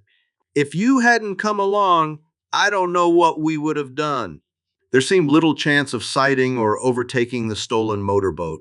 But as they approached the bay, Joe thought he glimpsed the craft and asked to borrow Mr. Webb's binoculars. "That's our boy." "All right," he said a moment later, passing the glasses to Frank. "He's heading somewhere near Seagull Cove." Minutes after they docked, an ambulance came screeching to the scene in response to a phone call by Frank. An intern gave Jack emergency treatment. Then the injured pilot was transferred from the boat on a stretcher. The Hardys followed in their convertible as the ambulance sped off, siren wailing. From the hospital, Frank telephoned Police Chief Collig and made a full report. The chief promised to have state troopers dispatched at once to the cabin to disarm the booby trap and search for clues. He also promised an immediate search for the stolen boat. Incidentally, Frank, Collig went on, Tiffman, the messenger, and the watchman were all given lie detector tests this afternoon. "How'd they make out?" Frank asked. "Believe it or not, all three are in the clear." Colleague sounded thoroughly irritated and baffled. "I don't know what kind of trick was played, but I'll get to the bottom of this yet." After hanging up, Frank called the boat livery and explained what had happened. I'm sure the police will recover it, he added. A few minutes later, a doctor stepped out of the emergency ward. Your friend seems to be in fair shape. No broken bones, he told the boys. However, he's still unconscious and may have a concussion. The Hardys felt relieved that the news was no worse. It was now past 6 o'clock and the boys were due home for dinner. But Frank had an idea which he urgently wanted to check out with Mike, the night watchman at the Haley building. He telephoned home. Then the brothers drove from the hospital. What can I do for you, boys? Mike greeted them. Still hunting clues to what happened here last night? Well, sort of, Frank said. I'd like to ask you some questions and find out exactly what took place before and after the messenger car. Okay, shoot. Probing insistently, Frank had the watchman go over everything that had happened the night before. It turned out that Mike's recollection was hazy for 2 periods of about 20 minutes each, one around 7 o'clock and the other around 8:45. Guess I must have dozed off, the watchman admitted a bit shamefacedly. I remember coming to with a start both times. As the boys left the building and got into their car, Joe remarked, So he blacked out twice? That sounds like the same method used on all the other jewel robberies, which backs up Dad's hunch. Frank's voice was tense. Joe, I think I can explain the mystery of what happened here last night. Chapter 16, Riddle with 3 Answers. Joe glanced eagerly at his brother as their convertible pulled away from the curb. Let's hear your theory, Frank. Chief Colleague says the lie detector tests show that all 3 people involved are telling the truth, Frank began. The watchman, the messenger, and Mr. Tiffman. So, therefore, Frank continued, we can assume the watchman did take the messenger up in the elevator, but not to the 5th floor. And O'Banion did deliver the gems, but not to Tiffman's office. Now, wait a minute, Joe said. If O'Banion didn't take the diamonds to Tiffman's office, where did he take them? To an office on the 6th floor, or possibly the 4th. How do you figure that? The watchman blacked out twice, Frank replied. During that time, someone could have tampered with the elevator controls and also with the office numbers. Joe frowned. So Mike thought he was letting the messenger off on 5, but actually it was 1 floor higher or lower. Right. Could the elevator setup actually be doctored to fool the operator that way? Joe asked. Frank nodded as he braked for a red light. I'm sure it could, Joe. That elevator is a push-button job with solid doors, not an old-fashioned cage with manual control. A smart mechanic could make the elevator stop at the wrong floor just by switching a few wires beforehand, and the person inside wouldn't know the difference, even the watchman himself, unless he timed the ride. How about when the messenger rang to go down? Joe asked. That makes a light flash on the control panel, Frank replied. But let's say the wiring had been tampered with. O'Banion rings from 6, but the light shows 5. Mike pushes the button for 5, but the elevator actually goes up to 6, where O'Banion is waiting. Neither one realizes anything is wrong. Wow! Pretty slick, Joe exclaimed. And the office numbers were switched too, eh? Yes, probably by a Confederate to speed up the job. The doors aren't glassed, with the numbers and names painted on them. They have metal numerals and nameplates screwed on, which would be easy to change, Joe agreed. The crooks could have had duplicate nameplates made up beforehand to match the ones on 5, and they wouldn't have needed to substitute all of them, Frank added, as he swung off Main Street into the residential area of Bayport. Just on the doors the messenger would see, and, of course, substitute 5s for the 6s. Sounds foolproof, Joe said. One of the crooks waits in the phony office and takes the gems. Then, after the messenger leaves, they black out the watchman again and switch everything back the way it was before. Right, Frank replied. Now the question is, how do the crooks do their blackout trick? I've been thinking about that, Joe brooded. Frank, that may be where Professor Darrow and his scientific know. How come into the picture? You mean he's in cahoots with Strang? Maybe, Joe shrugged. Perhaps he's even trying to work off a grudge against society because no one would back his research, or he may have been brainwashed. Could be, Frank agreed. He sounded a bit odd from what Dean Gibbs told us. Frank swung into the Hardy's drive. Another thing, Joe, what did that remark you, the tunnel phone, mean? About the disappearing floor? I have a hunch it referred to the Haley building job. That's one possibility. Actually, there are three disappearing floors. 1. That phonily numbered floor at the Haley building. 2. The hinged, tiled summer house floor. And 3. That invisible floor of Old Man Perth's bedroom study at the mansion. Joe chuckled. A riddle with 3 answers. Aunt Gertrude suddenly thrust her head out the side door. Are you expecting dinner to be served in the car? Food's cold already. Sorry, Auntie, Frank said. It's my fault. Miss Hardy was curious about the latest developments in the case. At the table, she listened eagerly as the boys told about the startling events at Tiger's Bite. Both she and Mrs. Hardy expressed concern over Jack Wayne. Oh, I hope there won't be any after effects, said the boy's mother. Before the brothers could be served dessert, Tony and Chet arrived with more exciting news. We found a cruiser called the Sia Cat, Tony announced breathlessly. It looks like the one we saw before that Frogman attacked Joe. Where is it now? Frank asked. In one of those coves just off Shore Road, Chet blurted out. Aunt Gertrude sputtered indignantly as Frank and Joe hurried away without waiting for any paella mode. They jumped into their convertible and followed Chet's jalopy. Dusk was falling as the 4 friends pulled up near the cove. An old, rather battered-looking coupe was parked among the trees. Must belong to someone on the cruiser, Tony speculated. There's nothing else around here. I have an idea, Joe said. Let me take the convertible, Frank. Chet, you park in that next grove, and I'll meet you fellows in a few minutes down in that clump of willows on the cove. The others agreed, wondering what he had in mind.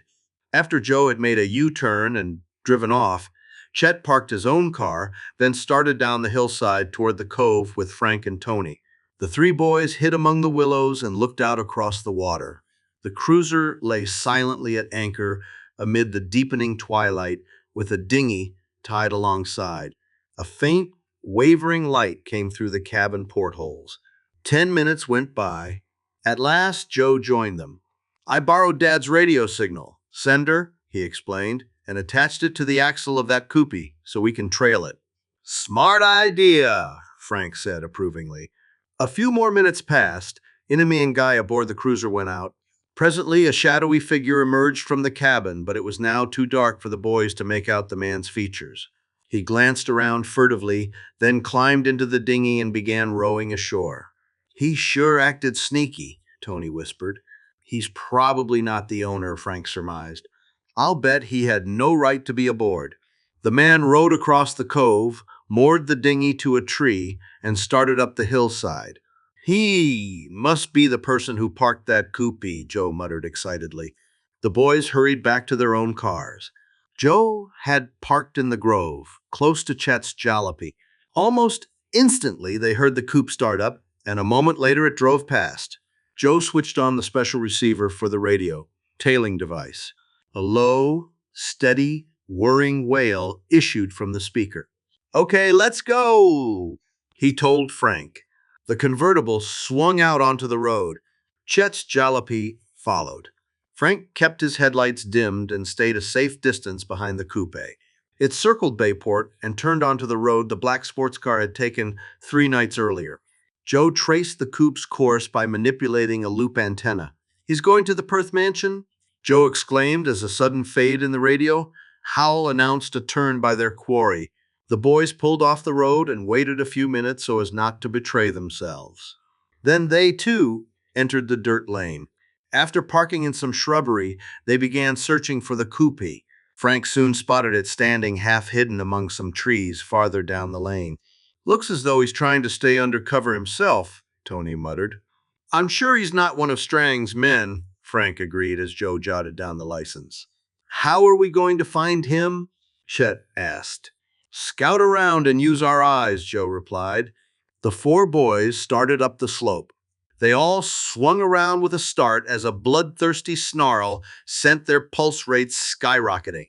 Frank had to clamp a hand over Chet's mouth to prevent the stout youth from shrieking. "Steady, pal. That's just a mechanical spook hound to scare off people like us." Chet gulped as the fiery-eyed hound snarled again. "It just succeeded with one person," the fat boy announced and started back down the slope. Frank calmed him and they went on. Tony and Chet waited in the shadows as Frank and Joe made their way to the house. They had just reached the porch when they heard a muffled "S" from Tony and turned. A white phantom was moving toward the house. "The galloping ghost," Joe gasped. The boys went racing toward it, but the ghostly figure detected their approach and fled. "That ghost must have eyes in the back of his head," Joe muttered angrily, still running. The specter soon disappeared from view among the trees. Frank acted on a hunch. He shortcut back to the coupé and hid among some bushes. A white figure suddenly loomed out of the darkness. It headed straight for the car and yanked open the door. Before the phantom could climb inside, Frank pounced on him. The spook masquerader battled wildly, but the other three boys quickly arrived on the scene and helped Frank pin him against the car. "Pretty solid for a ghost," Chet remarked. "Not as solid as you," Joe quipped. "But there's flesh under that spook costume. Let's have a look at him," Frank added, and pulled off the prowler's hood. Chapter 17, The Second Spectre. Chet let out a gasp of surprise as Tony shone a flashlight at the man's face. "It's that creep we picked up unconscious the other night, and also the thief who stole Iola and Callie's amethyst," Frank added. The man cowered in the glare of Tony's beam.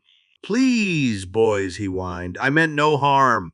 This ghost masquerade was just intended as a hoax. Nothing more than a joke." "Some joke," Tony said dryly. "How about stealing that amethyst?" Chet growled. "That was a joke, too." The man's face turned pale. "No, it was wrong of me tricking you with that oil smudge and snatching the stone right out of your house." He wet his lips nervously. "But I had to have it. By rights, the stone belongs to me." The boys were puzzled. "How does it belong to you?" Joe asked. The man squirmed uncomfortably. "It doesn't matter," he mumbled. "You'll find what you're after in my right-hand coat pocket." Joe reached inside the white robe. A moment later, his hand emerged, holding a purple stone. "The amethyst!" Chet exclaimed.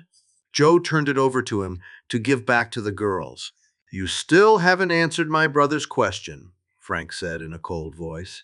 "Why did you say the amethyst belonged to you?" The prisoner had an angry look, like that of a trapped animal. "I told you it doesn't matter," he retorted. "I know what you boys are up to. You're trying to worm information out of me, hoping you can get all the stones for yourselves." "Now listen," Frank snapped. "I don't know what you mean by that remark, but you better talk fast or we'll call the police." "I think we should, anyhow." "No, no." "Please." The prisoner seemed to crumble. "I can't afford to go to jail now. There's so much to do." "I can explain. I'll tell you whatever you want to know. You can begin by answering Joe's question, and then tell us why you've been prowling around in that spook getup." "All right." The man gulped and tried to pull himself together. "My name is Carl Nyland Jr. Years ago, my father discovered an amethyst lode somewhere near Bayport. He went to old Jerome Perth for financial backing. They even signed a partnership agreement. But that swindler Perth double-crossed him." "How so?" Frank asked. "Perth bought the site in his own name, then kept stalling my father off. Said he was waiting for a geologist's report. Finally, my father got fed up.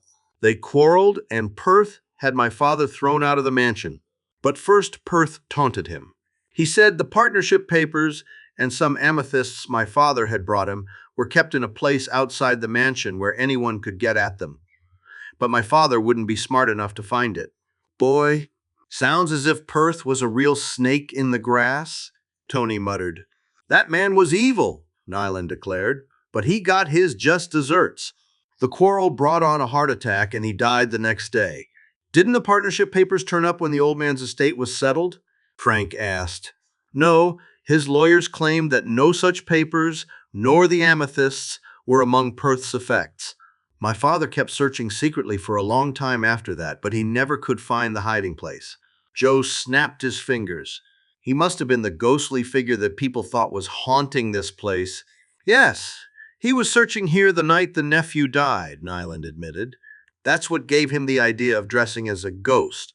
He thought it might help to scare tenants away and keep the mansion unoccupied until he could locate the secret cache. But he never found it. At least his scheme to scare people away worked, Chet put in. And now you've been trying the same stunt? Nyland nodded guiltily. I received a bad electrical shock when I was searching here the other night. That's when you boys found me unconscious. Since you'd seen my face, I decided I'd better use a ghost costume as a disguise in case you came back to look for me. How come you waited so long to begin searching? Joe inquired. I was a child living with relatives in another state when Perth swindled my father, Nyland explained. It was only recently that I ran across my father's diary and read the whole story. My wife's been very ill, and I was in debt from the hospital bills. So I decided to come to Bayport and try to find the load and the partnership papers. Sounds like a wild goose chase, Frank said. The man nodded. That's just what it's been. All I have to show are these. The man reached into his pocket and pulled out a dozen small metal discs. Each bore a picture of a violet above a dragon's head. Perth's lucky pieces, Joe exclaimed. We found one near the mansion. You must have dropped it there. Could be, Nyland admitted. Do you know what the design was supposed to signify? Frank asked. Not really, Nyland said, then added ruefully. To me, the dragon is Perth, and the violet's a symbol of the lovely purple stones he tricked my father out of. Joe frowned. Was there only one copy of the partnership agreement? Exactly. Perth was sly about that. My father foolishly trusted him and didn't insist on 2 copies being drawn up. Then why wouldn't Perth simply destroy the agreement when the deed was in his name? He was using it to soft soap my father and keep him quiet, also to keep him on a string. You see, my father had made 2 earlier gem strikes for a mining company. Perth no doubt hoped he might make other valuable finds. And I'm sure Perth was cruel enough to keep the agreement after their quarrel, just to tantalize and torment my father. You have no idea where the amethyst lode was located? Joe asked. Nyland shook his head dejectedly. No, Perth owned a great deal of property, but it was all sold off after his death. And the diary didn't say. That's why I shadowed those 2 girls after I overheard them telling the gem shop proprietoring a large amethyst. I hoped they might lead me to the lod. What were you doing aboard that cruiser tonight? Tony inquired. Nyland shrugged. Just a hunch. There's something strange about those people living at the mansion now. This afternoon I saw 2 of them in town and heard them mention the word amethyst. I thought maybe they had found the papers relating to the load, so I shadowed one of them. He went to that boat, and after he left, I climbed aboard myself. But it was a waste of time. I found nothing. Nyland's shoulders sagged. Half sobbing, he began to tell the boys about his wife's illness and the debts that had made him desperate. He pleaded with them not to turn him over to the police. The Hardys, Chet, and Tony felt perplexed and embarrassed. They decided to leave the decision to Mr. Hardy. Suddenly, a light went on in an upstairs window of the mansion. Joe exclaimed, It's the window where we spotted that man who looked like Professor Darrow. Frank, let's stay here. We may see him again. Frank glanced at Chet and Tony. Dad's due in tonight. Would you 2 take Nyland to our house and keep him there till Dad arrives? Sure. I can call my folks, Tony replied. Same here. And maybe your Aunt Gertrude will make us all a snack, Chet said hopefully. Nyland, anxious to avoid arrest, agreed to accompany them with his hands tied and to make no trouble. All 3 went off in Chet's car. The man's odd, but I think he was telling the truth, Frank said. He sure sounds as if he's been under a nervous strain. The Hardys started back up the slope, Cautiously, they began making their way through the wooded grounds toward the mansion. Suddenly, there was a weird scream from close by. Then another, weaker scream, ending in the same gasped out words they had heard before. The floor, Frank and Joe froze. It's only a trick, Frank muttered as they started forward again. They were nearing the house when both boys went cold with shock. A glowing white figure had risen from the ground. We caught the spook already, Joe whispered. It's a fake, Joe. It must be a fake. Frank stared in horrified fascination. The thing was moving toward them, flapping. Resisting an impulse to run, the Hardys closed in. They clutched at the specter. Joe gave a chuckle of relief as he felt the wire framework underneath. It was covered with some kind of synthetic cloth, which evidently had been dipped in white phosphorescent dye. Just a pop-up scarecrow, Frank.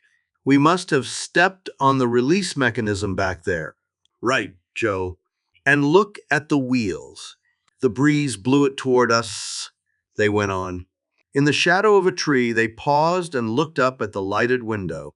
Shelves with bottles and test tubes and some electrical apparatus could be seen. A laboratory, Joe murmured. Behind the shaded windows on the ground floor, a radio was blaring dance music. Suddenly, a man moved into view at the upper floor window.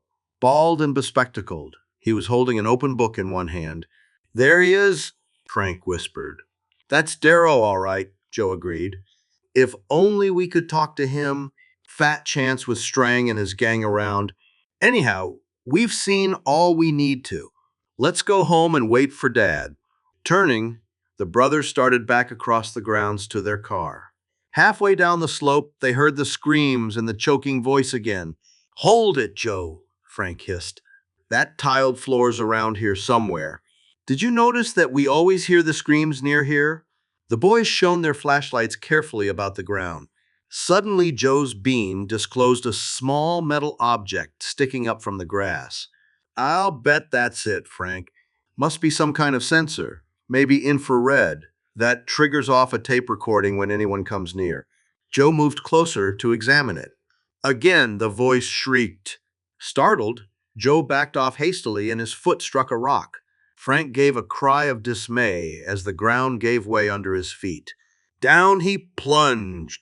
The tunnel exit, Joe exclaimed. My foot hit a rock. Same thing that happened last night. That must be what opens it from the outside. Right. And look at all this sod and brush that fell in with me. They do camouflage the tiled floor. Frank shone his flashlight into the tunnel. Wonder if we could get into the house this way, past Strang and his henchmen, and talk to Professor Darrow? Joe leaped down beside Frank. Team game. Let's find out where the tunnel leads. Chapter 18, A Strange Machine. Frank had been only half serious when he spoke of trying to enter the house through the tunnel, but Joe's excitement communicated itself to him. This might be a chance to get information or a clue that would break the easel. Okay? Let's take a look. They started into the tunnel, one behind the other. Frank led the way, probing the darkness with the yellow beam of his flashlight. Watch that intercom, Joe warned. We don't want another chat with Waxy's pal. The brick-walled passageway went on for hundreds of feet. The boys came at last to a door. It had a lock, but opened freely when Frank tried the knob. It must unlock automatically when the tiled floor opens, he whispered. In that case, why the intercom? Frank shrugged. Someone might want to hide in the tunnel but still be able to communicate with the house. Or maybe they post a lookout at the tunnel exit sometimes and have him report back by phone. The boys played their flashlights around. We must be in the basement of the mansion, Joe murmured. The huge, cement-floored area was dank and musty. There was a coal bin, a grimy-looking, cobwebbed furnace, and an air conditioning unit that looked brand new. Far at the rear was a flight of stairs leading upward. Frank asked his brother, should we risk it or turn back? Don't be silly. We're going to talk to Professor Darrow, remember? The boys walked cautiously toward the stairway and tiptoed up. They found that the first flight ended at the kitchen of the sprawling mansion. From here, another flight led upward. The stairs creaked under the boys' tread, but fortunately, the radio music racketing in the ground. Floor-front rooms covered their noise. Reaching the upper floor, the boys went along a corridor toward the front of the house. The hallway twisted and turned as if the mansion had been designed with an eccentric floor plan. After passing several doors, the Hardys stopped at one which showed light underneath. "This must be the laboratory," Frank whispered. Joe held up crossed fingers. "Okay, let's find out." Frank opened the door. Professor Darrow was holding a test tube of colored liquid up to the light. He turned as the boys entered and gave such a violent start that the liquid splashed on his workbench. "Professor Darrow?" Frank inquired. Joe closed the door softly behind them.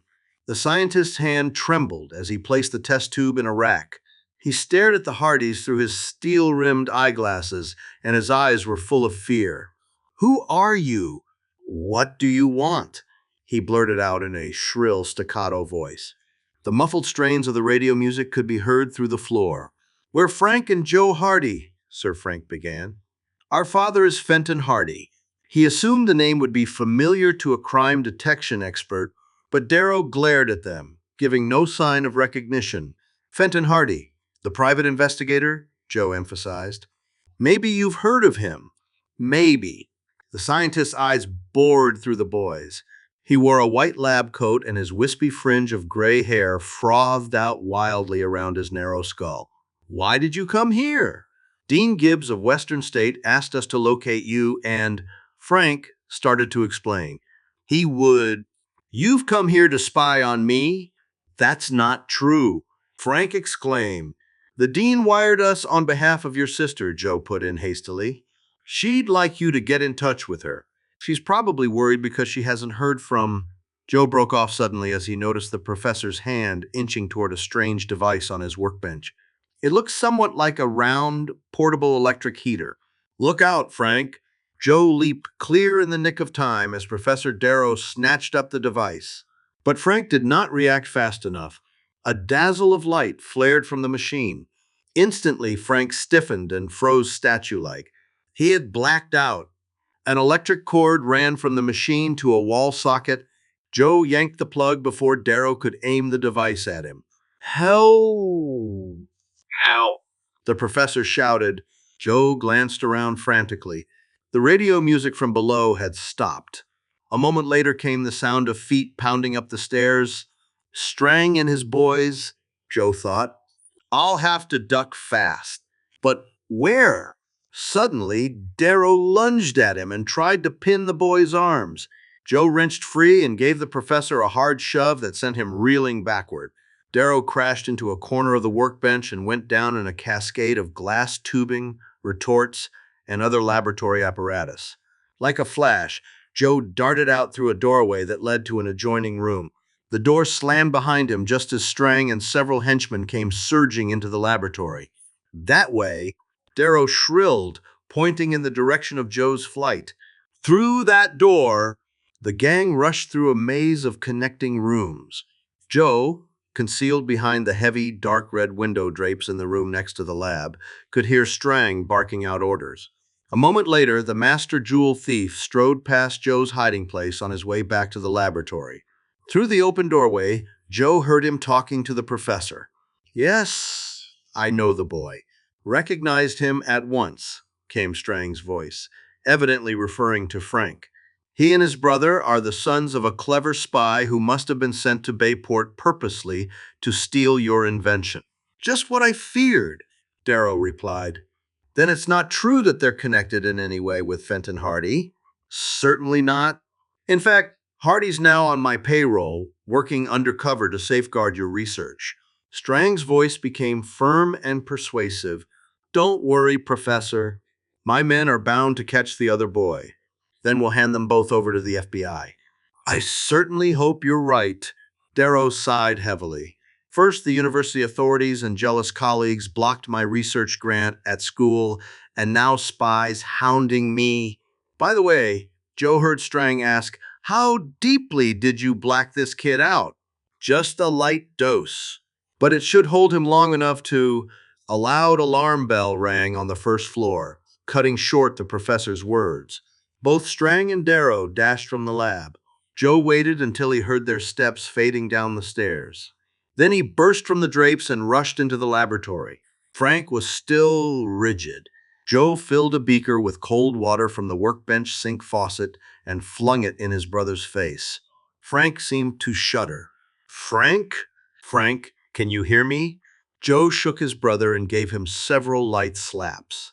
Gradually, Frank came out of the trance but appeared to have no recollection of what had happened. Joe explained hastily, adding, Strang has the prof convinced that he's surrounded by spies, including us. An alarm just went off downstairs, and they've gone to investigate. Frank was still a bit dazed. I must have been blacked out by the same device used in the jewel thefts. Joel, sure, and Darrow thinks we came to steal it. We must find a way out of this place. Wait a second, Joe. That alarm you mentioned could have been Dad coming here. Maybe even the police. Right, Joe agreed. From the sounds he had heard, he knew there must be a front stairway. The Hardys soon found it and strained to hear what was going on below. Here they come now, Strang was saying. Looks as though they've nabbed whoever triggered the alarm. Frank and Joe leaned around the corner of the stairwell and peered down into the front hall. Strang was at the front door with Professor Darrow. Presently, 3 of Strang's henchmen came in, prodding a burly prisoner at the point of a gun. Their captive had crew-cut hair and wore a gaudy plaid sport coat. Duke Macon, Joe whispered in amazement. No sign of that kid who got away, boss, the gunman reported. But we caught Macon here snooping around outside. Good work, Barney, Strang said approvingly. Barney's the man who was with Jack Wayne at Tiger's Bite, Frank murmured in Joe's ear. Duke Macon looked self-assured, which appeared to infuriate Strang. I warned you once before, Macon, to keep out of my hair, the jewel thief rasped. Macon laughed contemptuously. And I told you, Strang, that I'm dealing myself in on this jewel racket of yours. You're not muscling in on anything, Macon, except big trouble. Again, Macon laughed. You're the one who's got trouble. After you learned Fenton Hardy was on your case, a pal of mine in Chicago found out he was there. I asked my pal to tip off Hardy about the Haley building job. How did I know about it? I overheard you blokes talking after you cased Tiffman's office. And there'll be more tip-offs if I don't collect a share on every jewel haul you make from now on. I want to know what your blackout gimmick is, too. What's he talking about? Professor Darrow asked Strang. What does he mean by every jewel haul you make? Get back up to your lab, Professor, Strang ordered roughly. This man is another foreign agent. He's simply trying to pull the wool over your eyes. I'll handle him. Darrow obeyed meekly, but he looked bewildered as he started up the steps. Frank and Joe shrank back into the shadows. Darrow reached the top of the stairs and turned toward his laboratory without noticing them. Meanwhile, Macon had resumed his sneering argument with Strang. Business. Shut up. Strang exploded. We know you conked Waxy at the airport and swiped those amethysts from my car, but it's the last trick you'll pull. Macon, take him to our guest room, boys. I'll attend to him later after we find the other kid. They herded Macon off toward the rear of the house. Frank and Joe tiptoed cautiously down the stairs, hoping to make a break through the front door. But suddenly Darrow called from his laboratory, that boy we left in here, he's gone? With a snarl of rage, Strang came charging back into the front hall toward the stairway. Before the Hardys could retreat, he had spotted them. Chapter 19, Jewel Cache. Frank and Joe ran wildly up the steps, 2 at a time, then fled down the corridor to their right, away from the laboratory. Below, Strang had just gained the stairway and was starting up in pursuit, bellowing to his men for help. Selecting a room at random, Joe flung open the door, and the boys darted through, slamming the door behind them. Here, too, the rooms seemed to interconnect in maze-like fashion. Good thing Perth built such a crazy house, Frank panted as they darted from one room to another. The pounding footsteps of their pursuers could be heard from various directions, as if the men were spreading out. But the mansion was immense, and the boys managed to reach the back stairway and dart down to the ground floor without being seen. Joe tugged at the back door, which to a rear porch, but it refused to budge. They must have locked it when they were searching for us earlier, to keep us from getting out, he muttered to Frank. The tunnel now seemed to be their best hope. Halfway down the stairs to the basement, the boy saw Alhirf entering through the tunnel door. With a shout, he ran toward them. Frank and Joe fled back up the stairs. In the kitchen, Frank grabbed up a garbage container and flung it toward the stair. Well doorway. Then the brothers raced through a side hallway toward the front of the house. Crash! They heard Hirf stumble over the garbage container. A moment later, an angry voice began shouting orders. It sounded like that of Strang. Steps came pounding down the front stairway, cutting off hope of escape through the front door. In here, Frank urged, pausing at a room on the left. He turned the doorknob and the brothers slipped inside, went through a small room, opened another door, and entered a larger chamber. In a few moments, the door to the Hardys' hiding place was jerked open again. Noel Strang flicked a switch and glanced hastily around. They must have made it out the front door, he exclaimed to someone in the hallway. The light went out again, the room door was shut, and footsteps hurried off. Frank and Joe emerged from behind the navy window draperies. They dared not switch on their flashlights, but gradually their eyes became accustomed to the darkness. It's Jerome Perth's room, Frank said. The same one we saw from outside, but now the floor feels solid, Joe murmured. Frank was frowning as he peered about the room. Joe, do you notice anything funny about this furniture? No. What? Except for that chair at the desk, every single piece of furniture in the room is placed smack up against the wall, even the armchairs. That is odd, Frank, his brother murmured. Does that suggest something to you? It sure does. It suggests that the furniture may be bolted to the wall. Frank tried to move an armchair, the desk, and a wardrobe.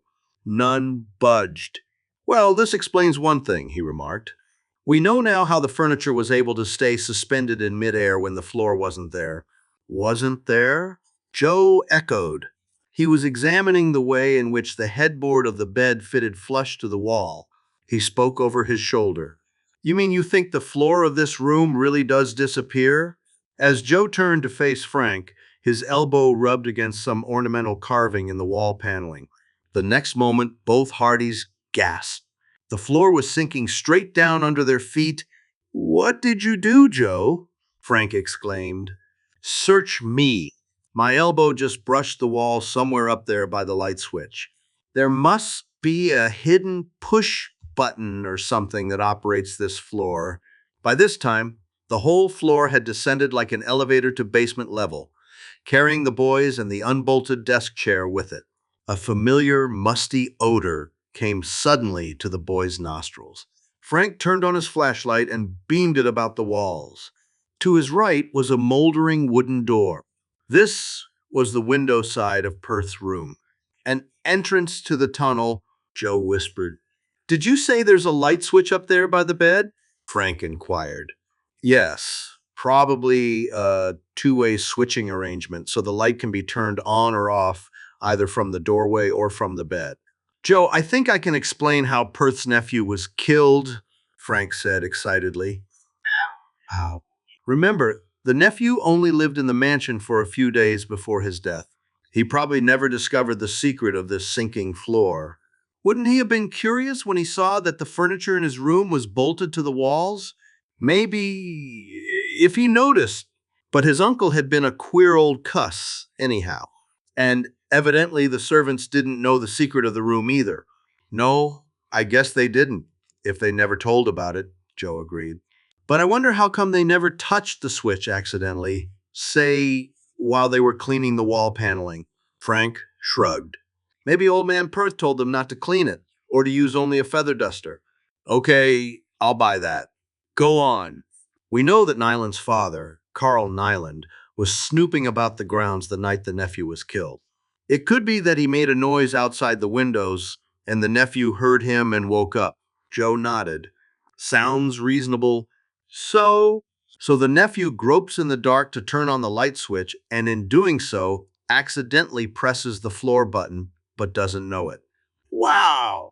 I get it, Joe blurted out. The floor starts sinking, but since the furniture is still up there, he doesn't realize what has happened, right? So he jumps out of bed, falls clear down to the basement, and fractures his skull. Poor guy. Then later, when the servants came to investigate, me opening of the anteroom door raised the floor back to its normal level. I'll buy that, Joe nodded. But what if Perth had to get the floor back up from the basement? How would he do that? Easy, I think. He probably had a timer set that automatically raised the basement floor if the anteroom door was out of action. Sure, Joe agreed. That would be a natural feature if Perth designed this setup as an emergency escape system, living in fear of his life as he did. Exactly, Frank said. If any of his swindle victims ever forced their way into the mansion to get revenge, Perth could lower the floor to the basement and duck out through the tunnel. If the assassin actually broke into his room, he'd find it empty, the windows locked from the inside, and no trace of old man Perth. Frank, I'll bet you solved the mystery, Joe said enthusiastically. Everything fits, even the nephew's dying gasp about the floor. He was trying to tell the servants what had happened. The floor? It's going up, Frank cried excitedly. Into the tunnel. Fast! The boys leaped out through the tunnel doorway and began making their way along the brick-walled passage to the summer house outlet. Frank was in the lead. They had gone about two-thirds of the way when he halted suddenly. Hold it, Joe, Frank whispered. Maybe this way out isn't so smart after all. How come? Strang knows now that we got into the house through the tunnel. Joe gave a low groan, which means there may be a guard posted near the tiled floor. He mulled over the possibilities. Boy, we wouldn't have a chance to spot anybody in the dark either, unless we used our flashlights. Which would give us away. The boys quickly decided the risk was too great. I vote we try sneaking back up the basement stairs and see if we can talk Professor D. Arrow into helping us, Frank said. He was the one who gave us away in the first place, Joe objected. And he shouted to Strang that you had escaped from the lab. I know, but we'd given him quite a surprise, Frank argued. The way he looked coming up the stairs after hearing what Macon said. Well, I have a hunch he's been doing a lot of thinking. I guess we have no choice, Joe said. Suddenly his eyes narrowed. Say, Frank, take a look at that brick your light's shining on, the one that's a little darker than the others. What about it? Looks to me as if the mortar is loose around it, Joe said tensely. Didn't Nyland tell us that old man Perth boasted the partnership papers were stashed outside the mansion in a place that anyone could get at? Frank gave his brother an excited look. Give me your jackknife, Joe. The knife blade passed easily around all sides of the loose brick. In a moment, Frank had removed it. Behind the space where the brick had been was a deep recess. It was crammed with papers and small cloth pouches. Frank fished them out, one by one. The pouches contained a dazzling assortment of gems, cut and uncut, diamonds, emeralds, rubies, sapphires. There were also stock certificates, bonds, and papers relating to various business deals. Among the latter was the partnership agreement between Perth and Carl Nyland and a map of the load site signed with Nyland's name. Wow, Joe muttered. Do you suppose those jewels were old man Perth's, and did Strang locate this cachet as Carl Nyland Jr.? Thinks. Nyland's right. Strang found it, and he's also using the tunnel as a place to hide his loot till the heat's off. One of those bags of diamonds is labeled for delivery to Paul Tiffman. This would also explain about Carl Nyland's amethysts, the ones his father brought to Perth, Joe reasoned. Strang found them here and decided to peddle them since they weren't hot. But Macon stole them from the glove compartment of Strang's car. The boys crammed their pockets with part of the loot and stuffed the rest inside their shirts. They also took the partnership papers. Then they headed back through the tunnel to the basement. The house was quiet. Frank and Joe wondered if the men were searching the grounds. The boys tiptoed up the back stairway to the top floor, then made their way down the corridor to the laboratory. Professor D. Arrow was seated at his workbench, holding his head in his hands. He looked up with a start as the boys entered. His face was drawn and pale. To the Hardys' relief, He showed no sign of hostility and made no effort to call for help. "Are you really Fenton Hardy's sons?" he asked, then brushed aside the boy's attempt to show him identification from their wallets. "Never mind. Papers of any kind can be forged. The important thing is I believe now that you and not Strang are telling me the truth." "I suppose what Duke Macon said convinced you," Frank said quietly. Darrow nodded listlessly. "I've been a terrible fool. Strang led me to believe that he would finance my work for the public good. Instead, he was only interested in using my paralyzing ray device to commit crimes. If you need any other proof," Frank said, "we found where he had hidden the loot from his jewel thefts, and we have it all right here." "The main thing now," Joe said, "is to call Dad and the police. Can I use that phone over there?" Again, Darrow nodded. "Do so, by all means." Joe lifted the telephone from its cradle and started to dial.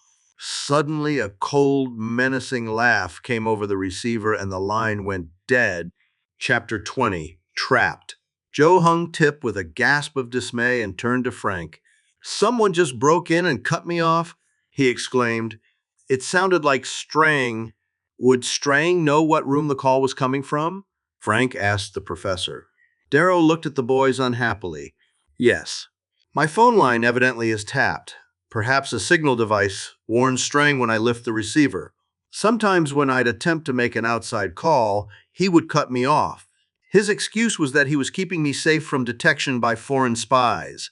"Come on," Joe broke in. "Run for it?" Darrow made no effort to escape, but the Hardys darted down the corridor toward the back stairs.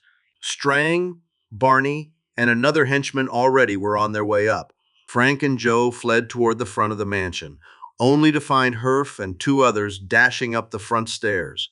"Into the lab," Frank urged. "We'll try the window. Maybe we can slide down the drain." "Pipe!" The boys hastily retreated to the laboratory. They were just flinging up the window sash when the criminals burst through the door and aimed two small, portable ray guns at them. "Hold it, or we'll freeze you stiffer than iced mackerels," Strang shouted as the boys turned to confront their captors.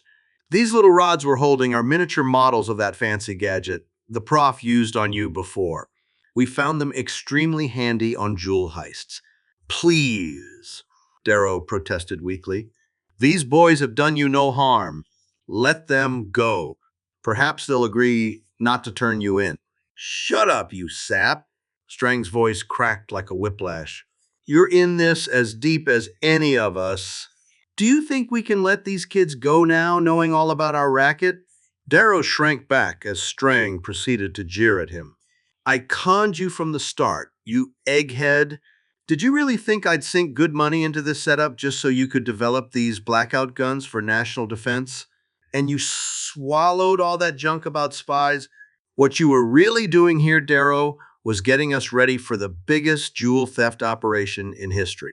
Those purple tear gas grenades you cooked up were an extra bonus."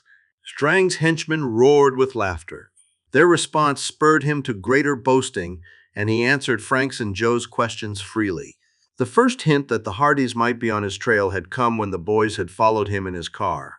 The ghostly screams had warned the gang that someone was prowling near their tunnel exit, so next morning they had camouflaged the tiled floor with sod and brush. In doing so, they had found the jackknife bearing Frank's name. Then later, one of the men had used the exit and had left the tiles uncovered. When Strang had found Frank's pocket knife, he thought the Hardys had seen the floor. Knowing from newspaper accounts of their earlier cases that the boys owned a boat, Strang had ordered two of his men to sabotage it. "One figured then it was time to scare you punks off or get rid of you for good," Strang went on. The brothers had escaped with their lives, but later, when the Napoli had happened to anchor near the Sea Cat, one of the gang, known as Moose, had attacked Joe in the bay. As the Hardys had suspected, Strang had sent two of his men, Kelso and Trigger, to Chicago to pull the Spiker robbery after telephoning a false clue to Mr. Hardy.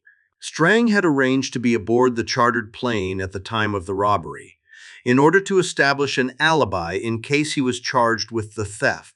He had arrived in Chicago in time to organize the transfer of the loot, stowing it in a secret compartment of Higher F's plane and later taking it to the Perth Mansion hideout.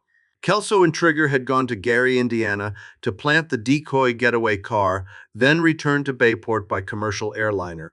How did Macon happen to be at the airport the night of the robbery? Frank asked. He trailed Waxy, who was waiting for me to fly in from Chicago. But he didn't wait long before Macon jumped him and made him unlock Herf's hangar so he could search it. Then he took Waxy back to the car and found the amethysts in the glove compartment. He knocked Waxy out and was going to leave him there unconscious, as a warning that we should cut him in. But when you kids and that private eye showed up and spotted him, Macon took off. And when I came in, I had to leave the loot in Herf's plane and take a taxi back to the mansion. The gang had rented the cabin at Tiger's Bite as an emergency hideout, intending to flee there in their cruiser if the police should close in. Jack Wayne had been taken there by Barney after he had contacted the Seacat by radio. "What were you planning to do with Jack?" Joe asked. "He told Hiref your dad owed him money and wouldn't pay up, so now he was sore at you Hardys and looking for some quick dough. We thought if he was telling the truth, he might tell us how much you knew. If not, we'd get rid of him fast. Barney was keeping him at the cabin till I got a chance to question him." After Joe had photographed the chart found in Herf's plane, Herf had phoned the news to Strang, and the gang had tried to snatch the film. When that move failed, Strang had radioed Barney to booby-trap the cabin and take off in sky-happy sail before the Hardys could get there. On the Haley building job, Kelso had learned about the delivery from a stooge in the jewelry company. Kelso had entered the building during business hours and had hidden in a washroom. Later, he had let Waxy in by the fire escape door. The two had sneaked downstairs to the lobby, where the watchman had been seated at his desk with his back to the stairway. They had blasted him with the ray gun. Kelso then had tampered with the elevator, and Waxy had installed duplicate fifth-floor numbers and nameplates on the sixth-floor offices. Kelso had posed as Paul Tiffman to receive the diamonds from the messenger. The robbery accomplished, they had again blacked out the watchman and removed all traces of their ruse. "How did Macon learn you were planning to pull the job?" Frank asked. Strang chuckled. "We squeezed that out of him before we blacked him out. He was watching the mansion that day and trailed Kelso to the building. When Kelso never came out, he figured we were planning to pull a job there. How about that voice I heard over your tunnel intercom?" Joe put in, to keep Strang talking. The jewel thief laughed. "Pretty fast thinking on your part, kid. I'll hand you that much." Trigger thought Waxy had forgotten his orders and was calling for a quick fill-in. "Good thing I realized the guy on the line wasn't Waxy," Trigger said. "He's a nut. Crazy about the gadgets in this place. Calling on the intercom. Pushing the floor release in that rigged-up room. Maybe Waxy forgot to put the floor back in place the night we first saw it through the window," Frank suggested, still playing for time. "Waxy forgot once too often," Strang grunted. "Last time, I about broke a leg. Got fed up. Lucky for Waxy, he scrammed when he did." Meanwhile, Professor Darrow had furtively plugged in his blackout invention. Suddenly, he snatched it up and aimed the machine at me thieves. But Trigger saw the maneuver. "Look out, boss!" the gangster yelled, whipping out his own ray gun to fire. Strang jumped clear in the nick of time, but Trigger had no chance to use his own gun. The blaze of brilliance from the professor's machine paralyzed all 5 of Strang's henchmen. Strang's own leap had left him momentarily off balance. The Hardys seized their chance. Frank stunned the gang boss with a hard right to the jaw. Joe wrested away his blackout gun, and in a few moments the 2 young sleuths had punched Strang into submission. "It would be safer if I blacked him out," Professor Darrow suggested to the boys. "The rays from my device do no permanent damage. They simply affect certain brain centers and temporarily immobilize the subject until the neural circuits have time to clear themselves." "Maybe he has a point there," Joe remarked to Frank with a grin. "We have no handcuffs." As the professor was blacking out Strang, Frank spotted car headlights through the trees surrounding the mansion. A short time later, Fenton Hardy, Chief Colleague, and a squad of police rushed into the house to take over. They stared in amazement when they saw the helpless members of the gang. "Looks as though we missed the preliminaries and the main event," the tall investigator remarked to Colleague with a chuckle. "They're all out cold. The chief and his men grinned in satisfaction. I'd say 6 cows are enough of a show for any evening. Colleague quipped. 7. Joe grinned. I think you'll find another co in the est room. After hearing the whole story, Mr. Hardy and the chief were warm in their praise of Frank and Joe.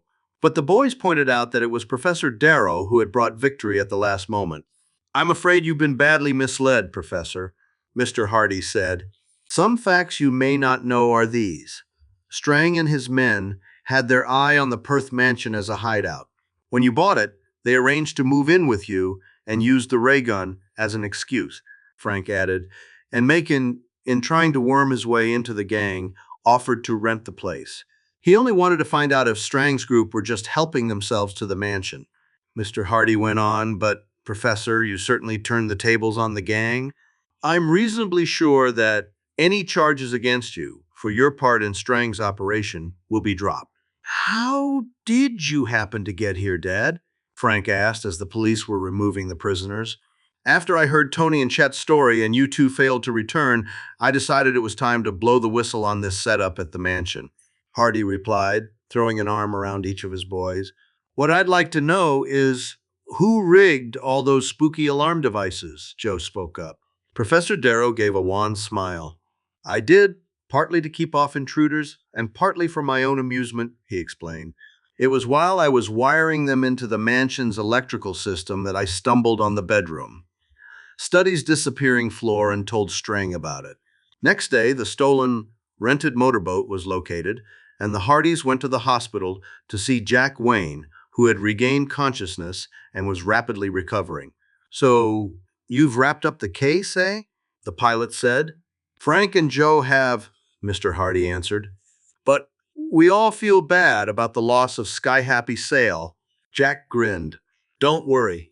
She was insured, so I'll have a new sail pretty soon. Dad says there'll be a good bit of reward money, Frank put in, and you'll get half, Jack. That should buy your new sail a lot of fancy trimmings.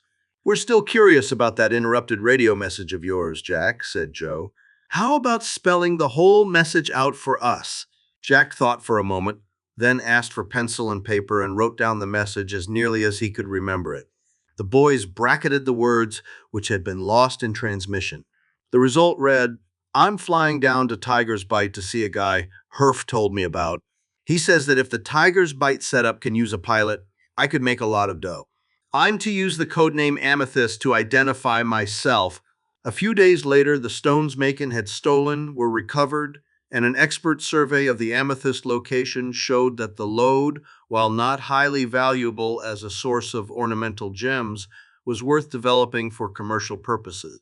The story was repeated at the Morton farm to Tony and Chet. That's a break for Nyland, Frank commented. Joe and I had decided to use part of our share of the reward money to pay his wife's hospital bills. But now, my share's going to help my folks buy a new car, said Tony. You guys have no imagination, Chet retorted. Listen, Chet, how about using your part to buy some detective equipment so you can help Frank and me on our next case? Joe teased, not knowing that they would soon be called on to solve the mystery of the Flying Express. Oh, yes, Chet retorted. Hop over to the Bayport soda shop with me, and I'll show you what I'm investing in. A year's supply of the biggest banana splits you ever saw.